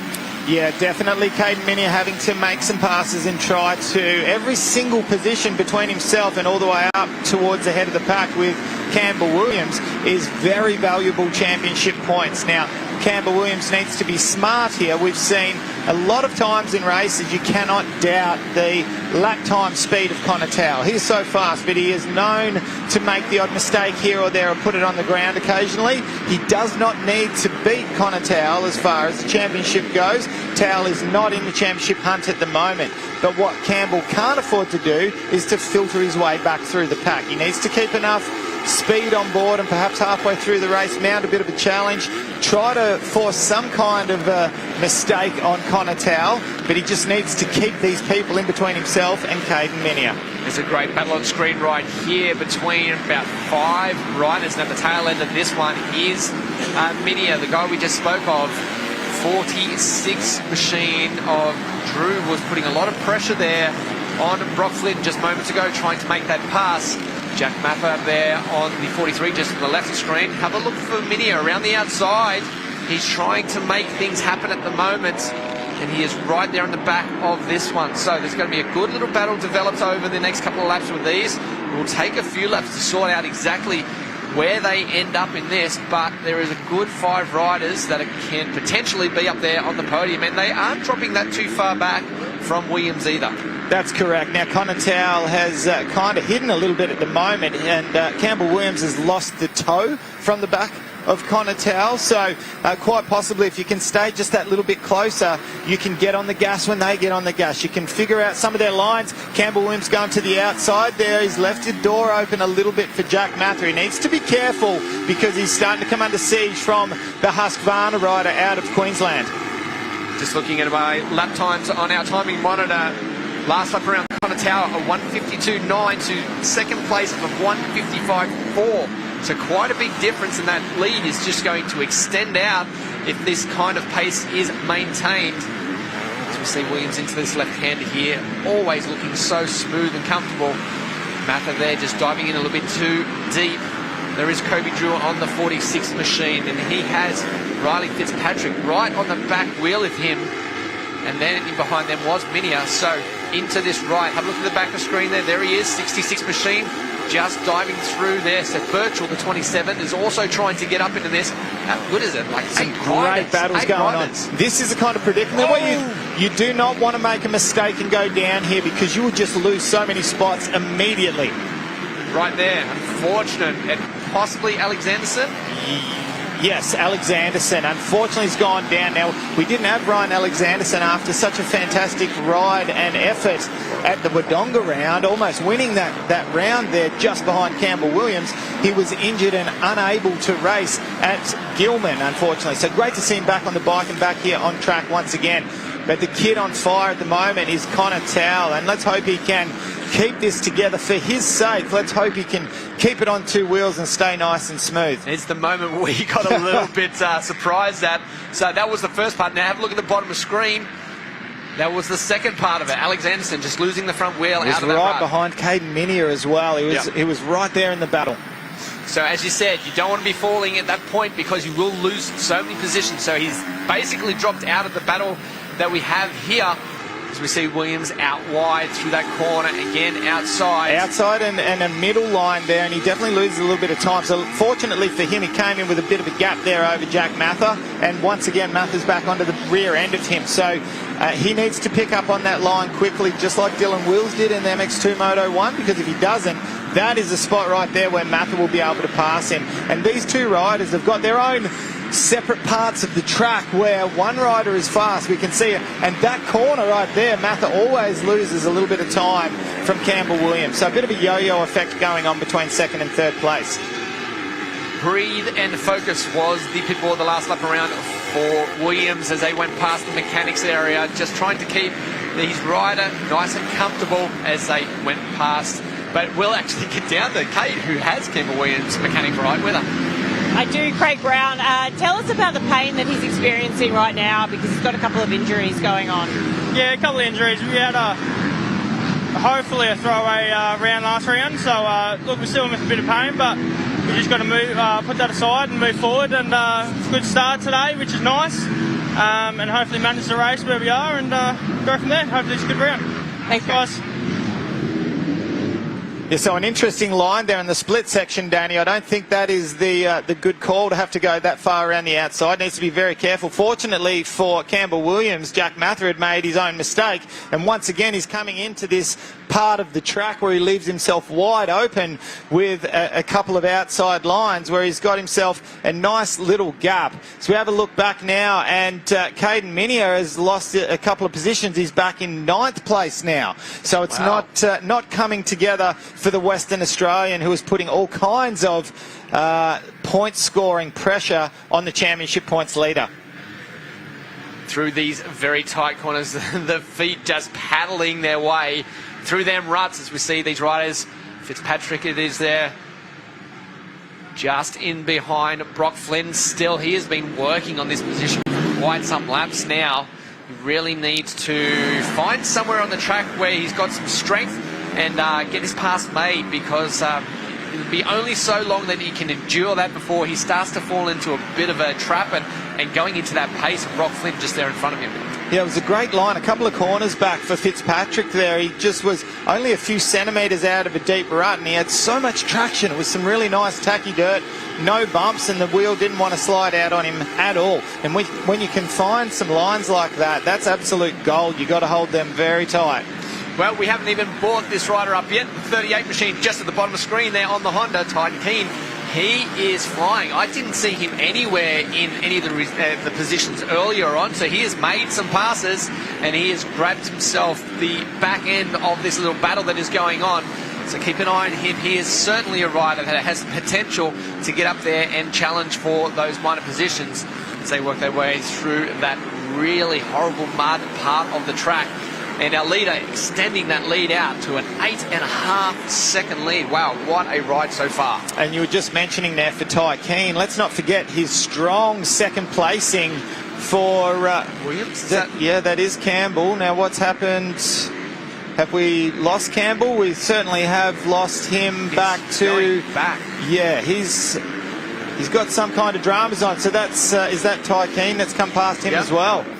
Yeah, that all happened within a matter of corners, so there's got to be something going on, possibly with bike. We'll have a look as best we can as he comes onto screen. Yeah, there he is right there. Doesn't look like he has a flat tyre. To lose so many positions so quickly, though, it's very strange. Yeah, well, if we can get a little bit of a close-up and see if perhaps he has a little bit of mud down one side or whatever, but... yeah, let's hope he hasn't gone down, and it'll be very interesting to find out what's going on there. But that will tighten. No, it doesn't look like he's been down. No, but have a look at that. No, the tyre looks okay. Or is it that rear tyre? Looks a little soft, maybe. We're only guessing, but for him to drop so far back so quickly, it's very uncharacteristic of him to do that. So Mather inherits second place, 9 seconds behind our leader. There he is on screen. Brock Flynn jumping over the inside jump right now on the 60 machine. As we go down to Kate, I think she might have a bit of an update. Yeah, I've just got a quick update from Craig Brown. Campbell Williams did go down. He didn't see where he went down, though. Okay.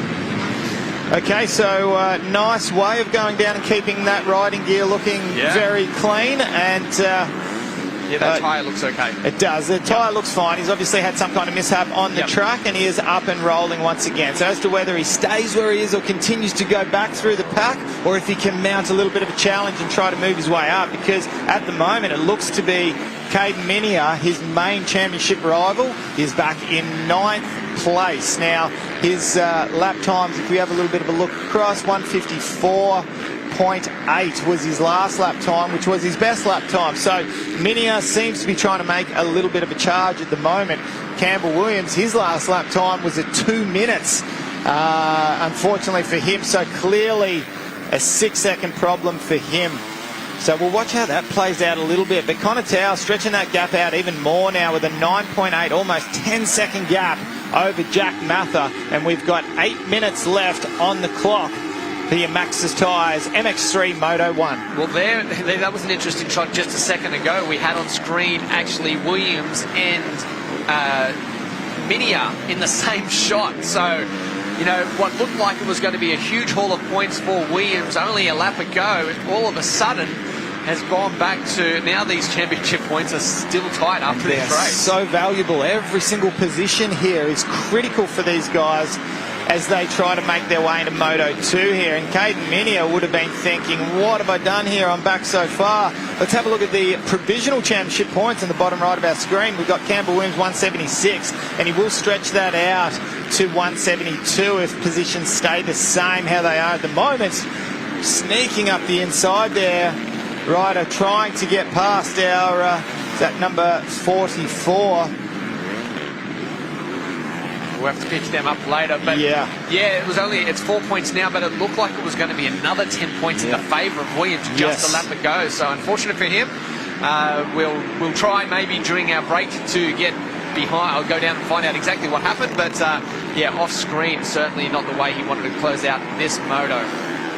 And unfortunately, after a podium at the last event in Gilman, Jet Allsop, the young junior rider, number 42 on the KTM machine, finds himself back in 10th place. So he'll be wanting to, just as with Caden Minier in 9th, he'll be wanting to climb his way through as well. Good battle right here, the 43 machine, 60 and the red bike just there on the inside. That is for 2nd, 3rd and 4th. So Keane has moved himself up a few more positions as they work their way through these lap riders. All of the riders diving to the inside there. Mather. Big mistake for Jack Mather. Can Keane get around the outside of these two as they battle it out? And Brock Flynn there, the Western Australian, in there as well. Unfortunately for him at Gilman, he was the rider that had the bike problem and almost didn't make it into racing and just snuck in a fast enough lap on the final lap of qualifying. So great to see him out there, and he's trying to find some space on the track to move ahead of his teammate on the Husqvarna, Jack Mather. 6 minutes lead, 3 position. You can. That is the board to Williams, I think it was, as he went through. But this is the real concentration part here, or the real focus, I should say. Well, it's not going to be easy because the next one to get past. I thought those wheels went underneath it. Sorry. Look, he's made the pass though. A beautiful pass, and that was all from a nice scrub that turned into a whip. I don't know what that was, but it was beautiful, and it scared Danny Ham, my co-commentator here, nearly jumped out of his chair.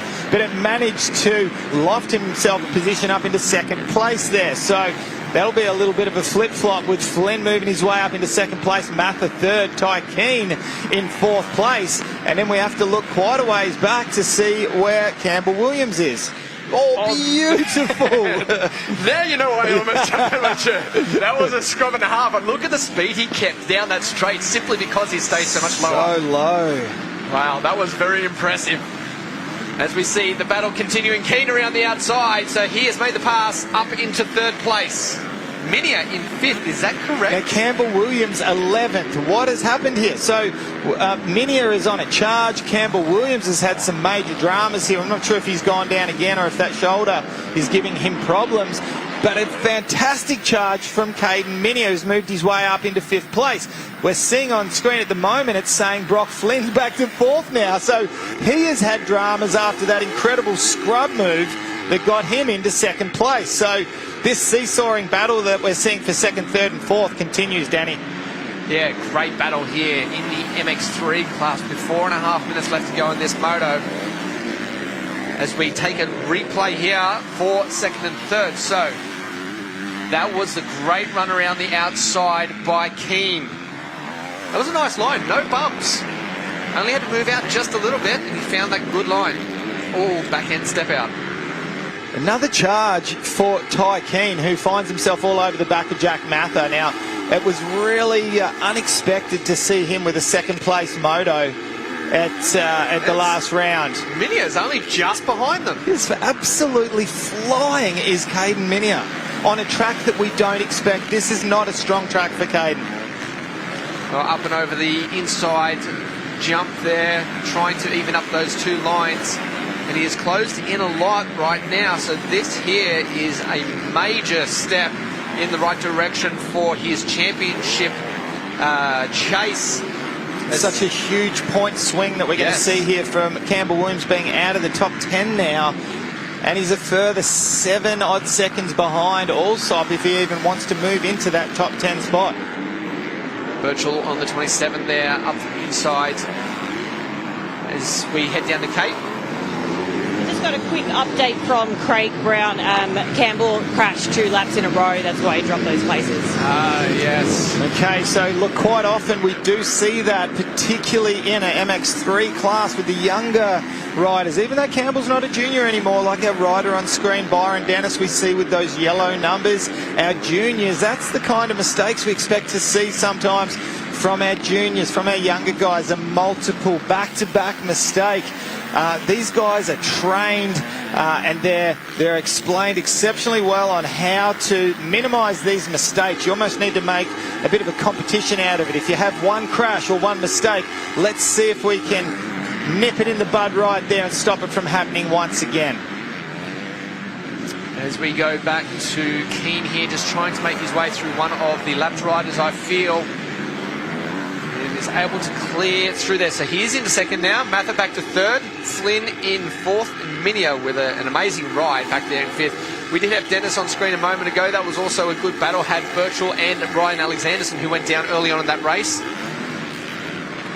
There's the 60 machine. Rob Flynn again. Big scrub over that jump. Tries to go to the outside. He has to get a move on because you can see clearly behind them that was Caden Minia on the 66 machine, trying to move himself up a little bit further, grab a few more valuable points in this championship. Oh, he's coming, he's charging hard, he is right there. Does he have enough time to get past this freight train of Husqvarna riders? Can he pass both in one hit?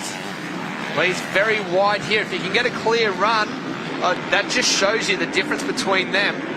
The two split lanes, it almost looked like he was going past two, but it didn't quite make it happen. So still in fifth, but I feel that he by the end of this one, he has momentum at the moment and he has fitness on his hands. He is such a hard charge, which you just would not expect for, you know, a 14, just turned 15-year-old junior who still has another whole year of juniors next year. He is obviously a freak of nature when it comes to, and just like that, makes the pass on the first of the Husqvarna riders. Brock Flynn relegated a position and he will now set his sights on Jack Mather and potentially a top 3 placing here from coming outside of the top 10, Danny Ham. Yeah, that's a great ride. Oh, wow, what a run through the inside there. Not quite enough. He's not going to have the inside into this one. But certainly he has the lines out there, the different lines that are going to open up those opportunities to make this pass in these last couple of laps. Only 30 seconds on the clock, so they'll get the last lap board the next time through. As we see that battle still continuing on.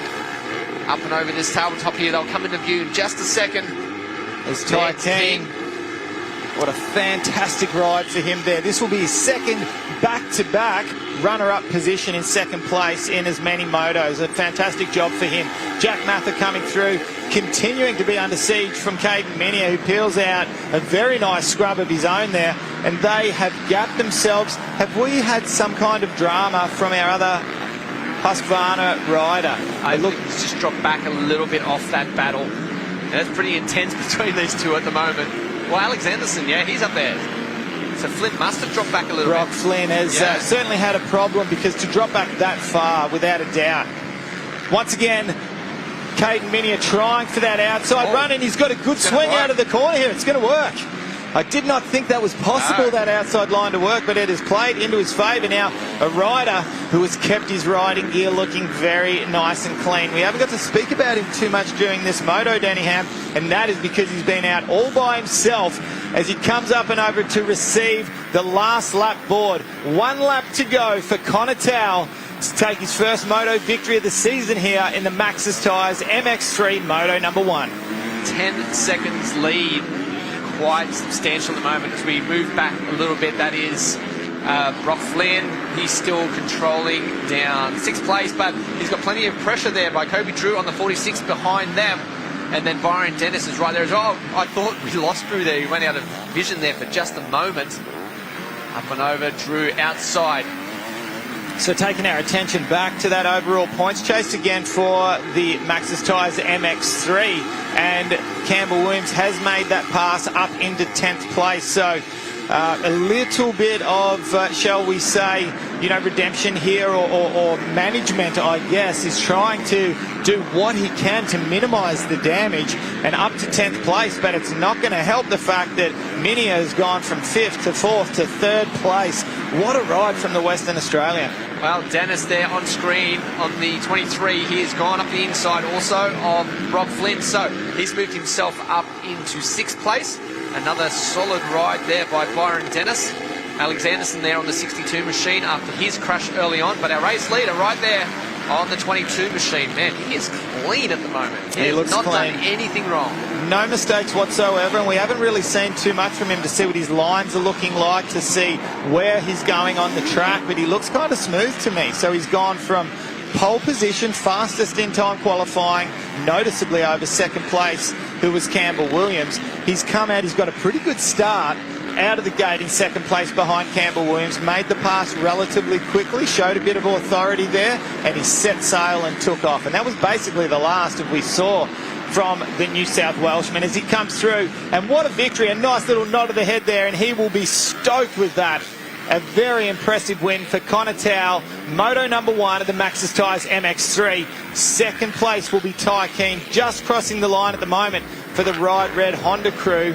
And 3rd place, Caden Minia, has managed to turn this championship chase on its head. Wow, what a points grab that Minia has done in this race. Provisionally, we'll have that red plate now. Yes, by a little bit, I think. Quite a bit. Yeah, he's grabbed some big points in this one. So this championship, wow, what a way to start the day for the MX3. The championship is still wide open with all these races left to go. So. And we just saw Campbell Williams crossing the line there in 11th, so he lost a spot there, and it was a big nod of the head. He will be very, very disappointed in himself there. But the man of the moment, Connor Towell, number 22 on his machine, like the man himself, Chad Reed. And Connor will be all smiles with that one. Let's take a look at the results. Maxxis Tyres MX3 Moto number 1, Connor Towell from Ty Keane, Caden Minia, Jack Mather, and Ryan Alexanderson rounding out the top 5. Byron Dennis worked his way up there. Brock Flynn worked back a little bit. I'm sure he'll go back and regroup for the next one. Kobe Drew with a good ride. Seth Birchall also with a good ride. Riley Fitzpatrick back there in 10th place on the gas. 11th place, Campbell Williams will be devastated and not too happy with himself about that one. Jet Allsop, we expect more from him likewise. Cody Kilpatrick, Angus Pearce, Cooper Holroyd, a name we've heard a little bit from over the last couple of years, but not too much this year. More so last year, so we expect a bit more from Cooper. Big field here for the Maxxis Tyre MX3, and still some big chances for them to grab some more valuable points. As we take a look at the Honda highlights of that race and what a start it was from the left-hand side of screen for both Campbell Williams and Connor Towell, but it was going to be Williams that was awarded the whole shot and takes the early lead. Correct, early lead for Campbell Williams, but Connor Towell would be relentless and would meet it very long whatsoever before he threw that orange fender up the inside and made that pass. But there we see Ryan Alexanderson going down as a welcome back to him after being missing in action at Gilman. And there we see the pass from Connor Towell. Campbell Williams tried to slot in, maybe learn a few lines, but it wasn't to be. There was a few back-to-back mistakes, but the battles that would go on through the middle of the pack would be what kept our attention throughout the whole race. You can just see how much of that scrub was so good to watch and so fast. Flynn really took advantage of that and moved himself up into that position, but he was unable to hold it. Again, there's that scrub. He was unable to hold that one and dropped back a few more places, so we don't know what happened to him towards the end of that moto, but he was certainly up there and challenging for those minor places. And quite possibly one of the most impressive rides of the race, as we saw just there around the outside, was Ty Keane, who came from outside of the top 6, made his way up into a very strong second place. Another awesome charge from the back of the pack was Caden Minier, who had bigger and way more important things on his mind, and that was taking the red plate. Of course, making his way up to third placing, and his arch rival, Campbell Williams, would be the main person on his mind, who would finish all the way back in 11th place. Late run through for these guys, but we saw Connor Towell with a great win. We go down to Kate, who has him on the podium. Ty Keane, ride red, P2, your second P2 for the season. Congratulations. Talk us through your ride. Yeah, it felt good. Got a pretty average start. Just kept clicking away laps. I actually didn't know I was second. I rode the bike over to the wash bay then, and then Darren had to turn me back around. But it's a fun race. Yeah, a lot of work. Congratulations. Good luck for the next moto. Thank you. And Ty Keane. Oh, sorry. Apologies, Connor Towell in P1. Congratulations on the KTM, your first win. This is your home race. But you did mention to me before that you were just going through the motions out there. Talk us through what was happening for you out there, because it was a dominant performance. Yeah, well, I was running second, got out to the lead, made a quick pass for the lead, and then I ran away with it. And then once I was out there, just run through the motions. Moto felt like taking forever, but got the job done. So pretty good moto. Yeah, that's very exciting. Well done. What's the strategy going into the next moto? Same mindset, get out, get a good start and run away with it, and then calm down in the last couple of laps. Very nice. Okay, we've got P3 to finish our little podium. Caden Minier ran away from us on the KTM. That was quite a chase, quite a battle for you out there. Talk us through what happened. Yeah, definitely wasn't the start. I got shit jump. Watch my language. Yeah, just rode my race. I had to lay down, just charge back, and yeah, split my lip in the first race, but we'll be all right. Exactly. Go get some ice on that. Thank you. Thanks. Yes, what a race there from Caden Minier. And of course a win for Connor Towell, but a split lip there for Caden Minier. And you can almost hear it in his voice. He's coming off the back of a cold and almost flu that he had after the last race. So if we take a little bit of a look at the championship points down there, bottom right part of the screen. Well, time for a quick break here. We've just seen some fantastic action in the MX3 class. Not too far away now from MX1. Don't go anywhere.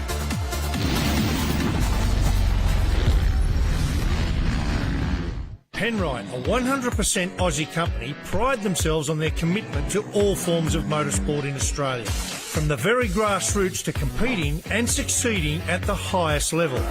It's always been a big part of their DNA. And this real-world testbed for their products ensures the lubricants and fluids you buy for your vehicle have benefited from the development of being punished in a way that only competition can. Penrite, it competes, you win.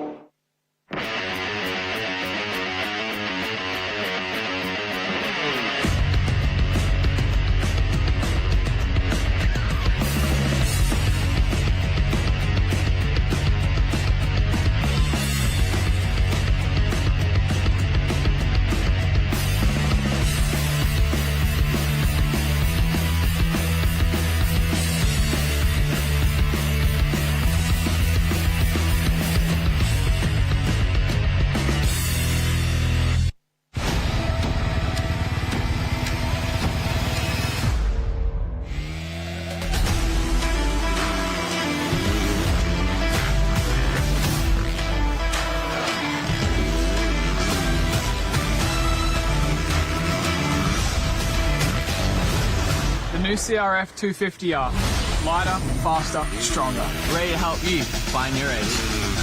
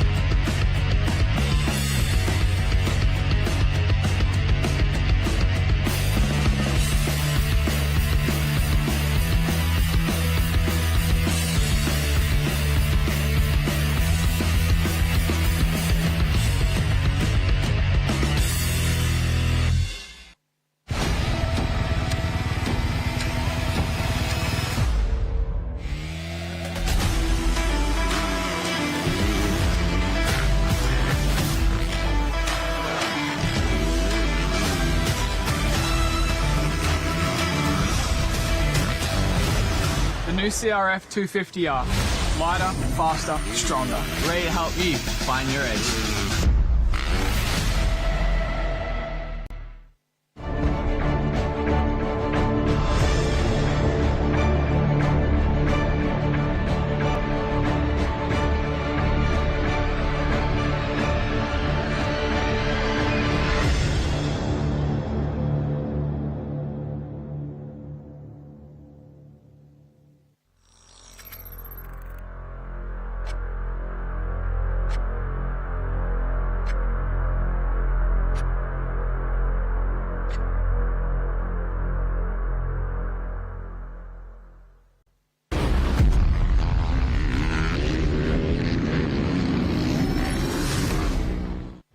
Here with Luke Clout. Now, Luke, a little bit of a bittersweet weekend for you this weekend. Maitland, after last year's dominance, going 1-1, and of course you didn't know it at the time, but you ended up wrapping up the championship here. This is a great place for you, but unfortunately, spectator this weekend.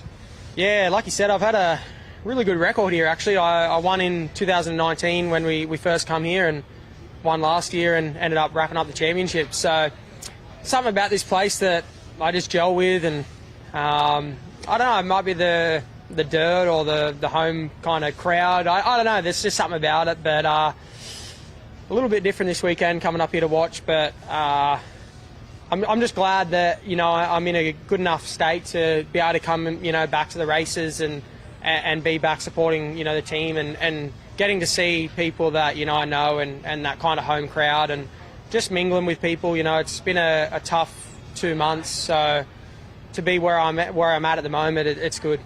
Now, can you give us a little bit of an update on the injury and a bit of a time frame as to when we'll see you back on the bike?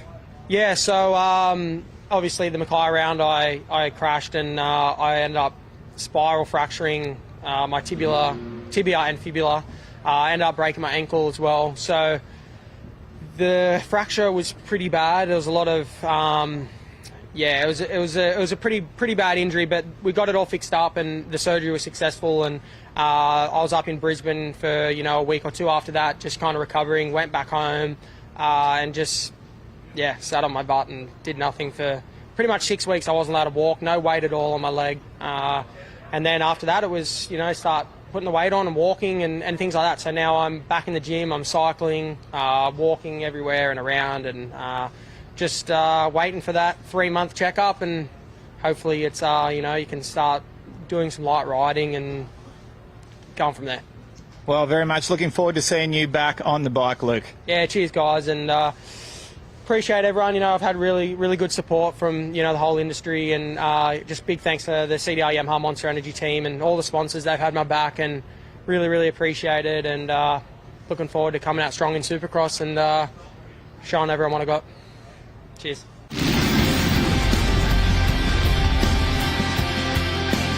Certainly disappointing to see Luke Clout on the sidelines, but really good to see that he's actually here supporting it. He has, as he said, got such a great record here at this track.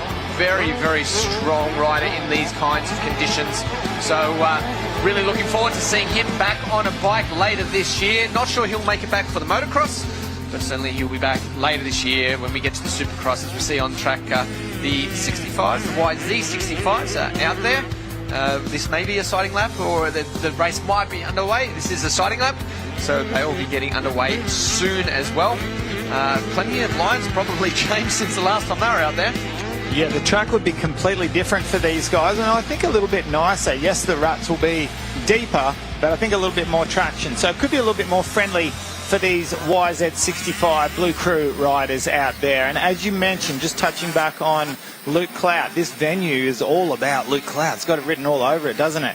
And the last couple of times that he's raced here, he's almost been undefeated. So, like I mentioned in the interview, it's a bit sort of bittersweet for him, but obviously a bit of nostalgia for him as well to rock up here. He's got to have some fond memories of this place. Our riders just completing their lap, trying to learn the track, the new lines, all the obstacles that are out there, and the hazard areas, as we saw a few of those front wheels being grabbed, not only for these small bikes, but the larger bikes as well. And I'm sure this will be playing in their mind as they head their way back to the start line. I'm sure tense times down there on the start line between the parents and the riders. But an absolutely amazing opportunity for these YZ65 riders. The guy that worked the best the first time out, the 125 machine of Heath Davey, after that Moto 1 win, will line up there first as well. Darcy Houston, Deegan Fort, Lewis Cannon and Jimmy Hatfield all in the top 5. Charlie Thompson, Eliza Dennis, Zed McCluckey. We've got Levi Ellis and Billy Hoy there, just to mention a few of the gun riders. And plenty of names there that do look familiar. Birchall, we just saw a Birchall out on track moments ago. There is other riders out there that have brothers and sisters that are out racing today, so great opportunity for the family to get along and all race on the same track together. A rider that I just noticed there, Mason Ezegala. She's a rider that wins a lot of the Victorian State Championship stuff down there, and for a lot of you moto fans out there, quite a few of you may have a set of easy triple clamps on your bikes, which is for Mason's father, who owns that company, Carlos Ezegales, a bit of an icon in the sport, and particularly down in Victoria. So great to see the younger riders coming through and some of the kids of some well-known riders out there. So let's see who's going to come up trumps here in the drop of the gate for Moto number 2 of the Blue Crew YZ65. We're in the starters' hands, Danny. Tense times for all of this 26-strong lineup here, so they've come out in force to get the opportunity to ride here on the national level track alongside their heroes, as we see the 5-second board go up and the gate's about to drop. These riders probably haven't started too often on the steel grate gates there, as they launch out who is going to get the whole shot into turn number 1. And Looked a little bit more even this time. It was almost 3 abreast coming into that first turn, but once again, no surprises there.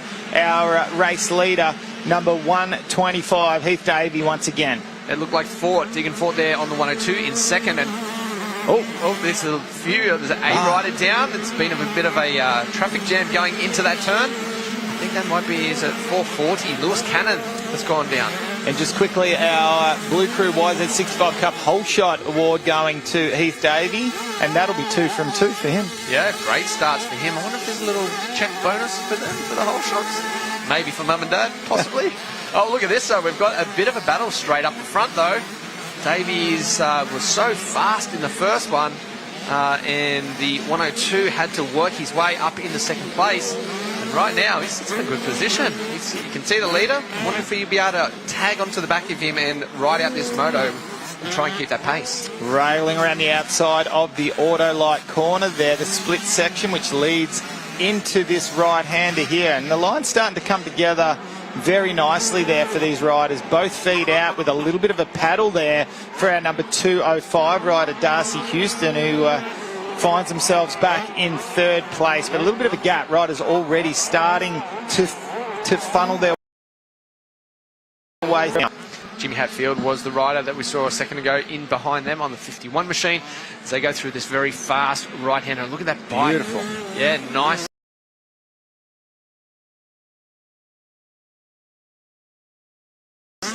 And that one, making sure that they're very low to the ground too, making sure those feet don't get caught up in any of those ruts, and works towards the finish line as we see our lead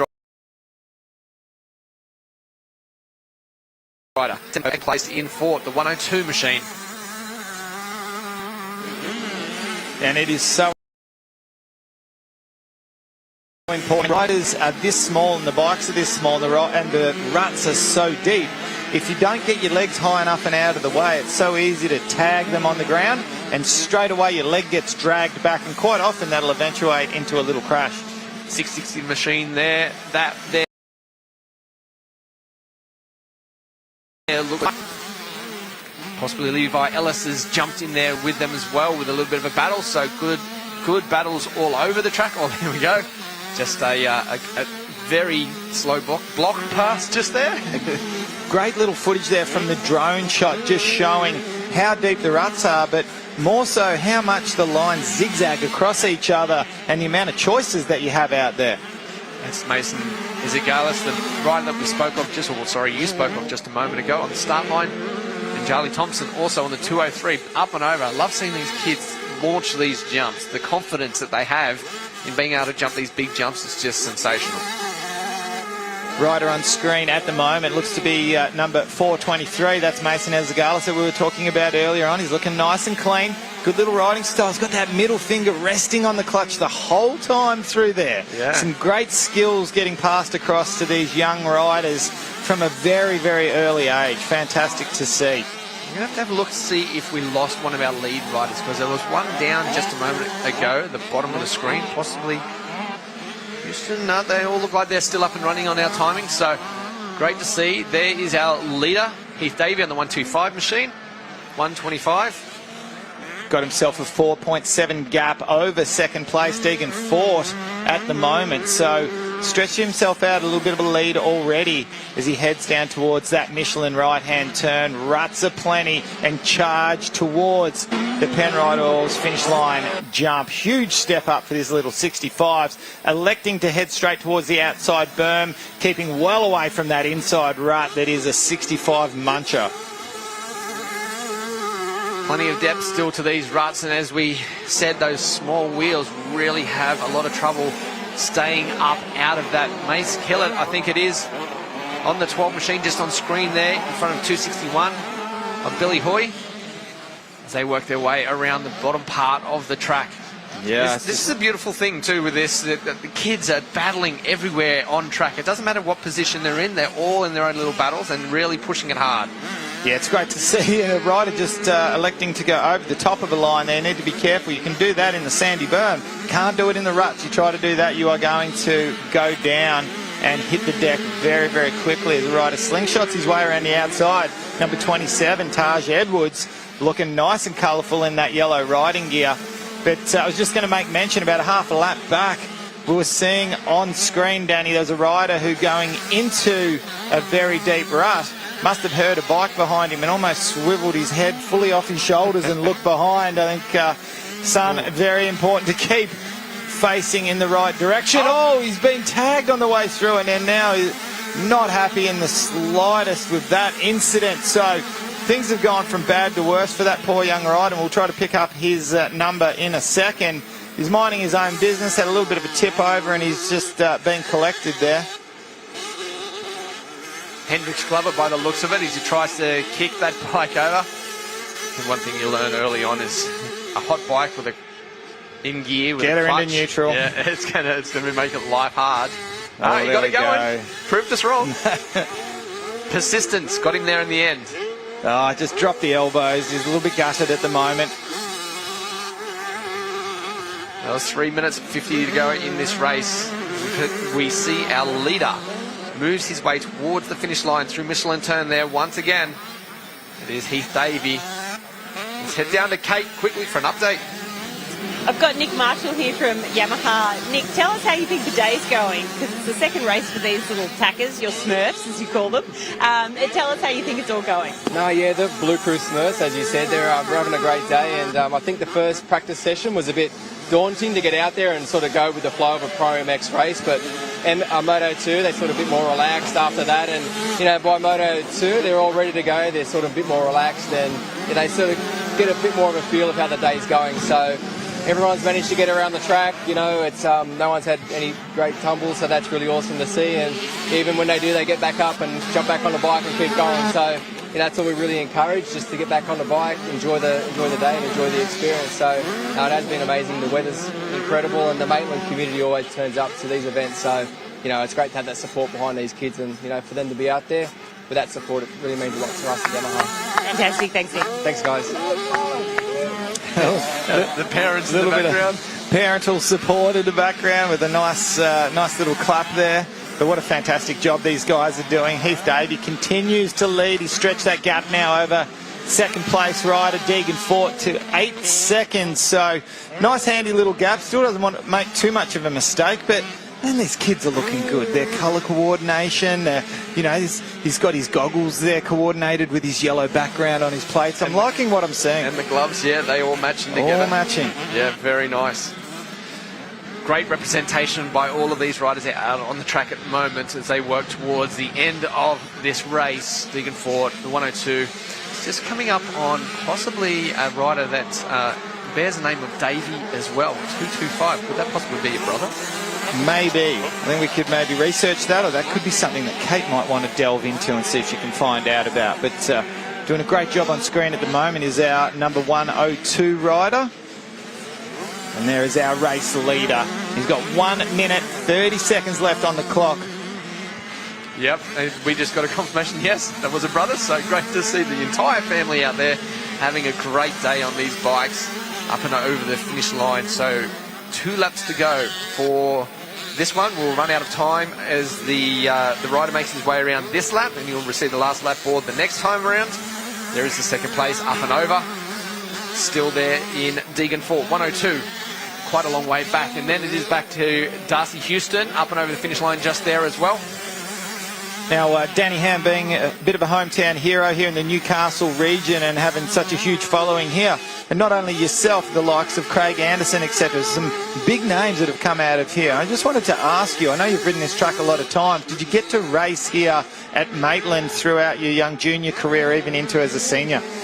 No, more for this particular area, when we were junior, this was more of a, well, if I can remember right, it was a flat track, a speedway short track race club, and I did do a race there, I think, but no, it was more later through the career that this track developed, and yeah, I didn't get to do a lot in my early days. I have done some laps around here, but probably not when it looks like this either.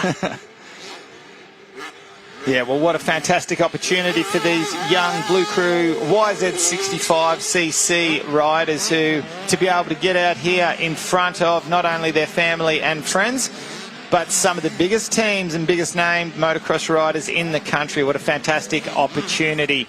We're on lap 5 of number 6, and Heath Davey continues to lead number 225, Bo Davey. We have there doing a great job. Yeah, so the smaller brother, younger by the bro. looks of it. Yep. Bit like a Hunter Lawrence, Jet Lawrence situation. Yep, you can see it right there. Getting his way around as well, so having a good ride, I'm sure there'd be a smile under that helmet, 100%. You know there would be, for sure. Up and over these little single. Now, that was awkward when I rode it earlier on, going over that little jump into that tabletop. It was very hard landing, so for them to be able to get around, there's certainly some challenging parts for these small bikes, and to be able to get around as good as they are, they're doing an exceptional job. Yeah, fantastic. And a massive leap that is, that finish line jump there, as we see one of the kids, or a few of them, 3 in a row, all the way up and over. It's a huge leap for a little 65cc machine. But let's jump on board with the man of the moment, the young lad, number 125, Heath Davey. He has basically not seen anything other than clear air out in front of him for the whole day. 2 hole shots, and he is checked out. And once again here, he has himself almost a 10-second lead now as he eases his way towards the checkered flag on the final lap. Huge thanks to Yamaha for supporting this YZ65 Cup race, and many, many riders out there enjoying this competition in front of the Maitland crowd. Good number of spectators here to enjoy this race today. I like the smarts there, the race-wise rider, the lines that he just took through those lapped riders, took his time, waited for that opening to present itself, and then made those passes through just before getting into that corner. So a very high level of intelligence, massive jump. That's beautiful I love to see. seeing that. Yeah, it's so great to see. But yeah, so smart on the bike, really picking up those lines and not rushing anything at the moment, making sure he gets everything right. And you know the dirt's getting nice and tacky now, and none of that is sticking to the bike. The bike looks like it's just come straight out of the pressure wash situation, been nice and clean. So obviously there are some muddy parts of the track, but I think our race leader Heath Davey is successfully managing to avoid those muddy parts, because not only his bike but also his gear, his goggles, I doubt whether he's even pulled one of those many tear-offs off his goggles. He's still got that beautiful mirror lens looking on there. He's taken his time to coordinate his outfit here, Danny. They all have. A hell of a lot more time than I would. Well, I force you to coordinate. I'd hate to think what you would wear if I didn't pick your gear. Oh, he makes his way through the last few turns. And what you're saying about the track, it's at a good time of the day. It's sticky. It's not producing much mud on the bike.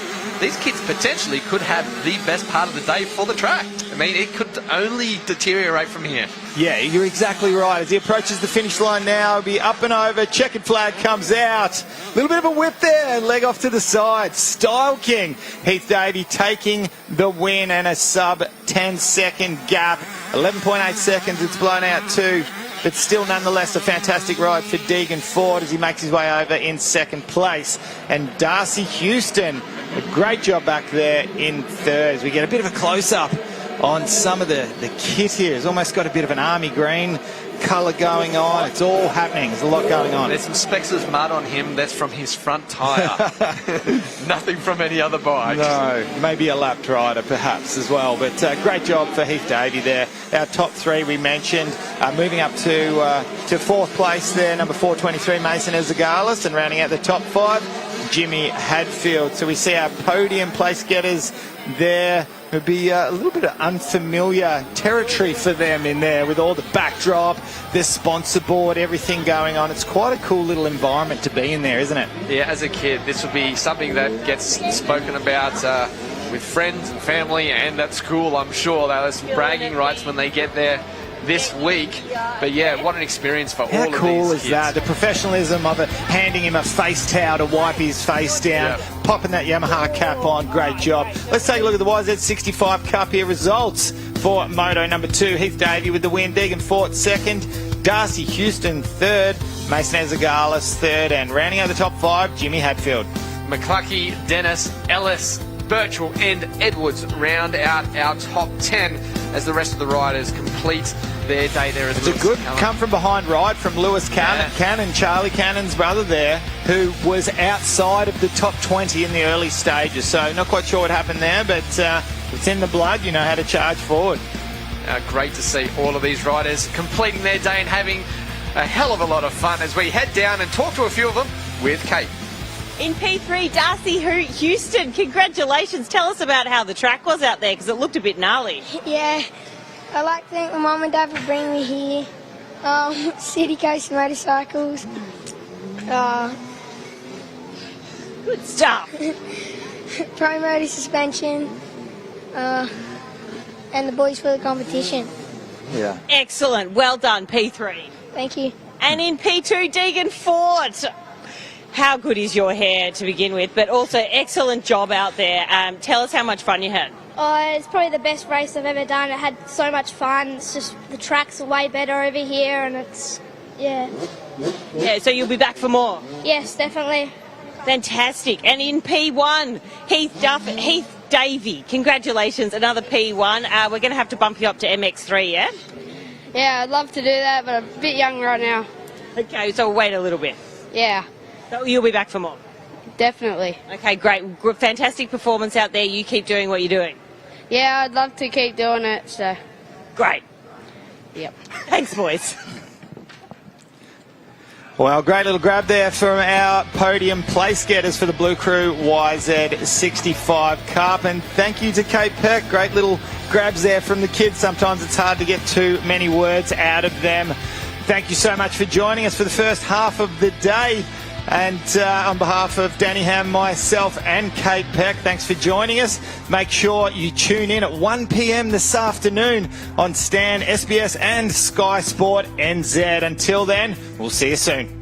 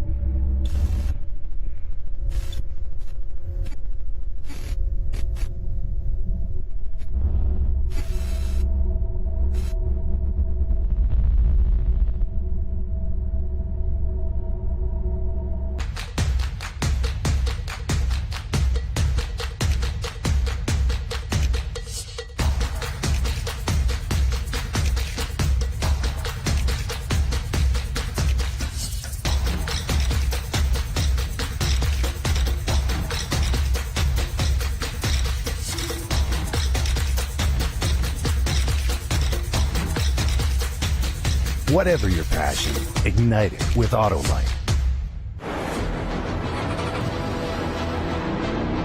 Carving through twisties. Nailing the perfect landing. Leaning into every corner. Losing yourself on the open road. There's no feeling like it. The howl of the wind in your ears.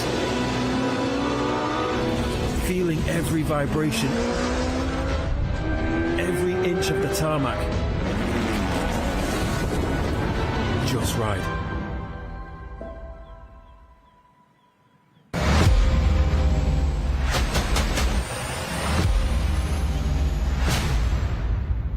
Race to the front with the all-new Maxxis motocross tyre range. The next-gen MX lineup features racing-specific compounds and advanced tread patterns that maximise traction at the highest level of racing. Leading product innovations extend across the entire MX range, offering a premium performance option for all types of terrain and conditions. Put the all-new Maxxis MX range to the test.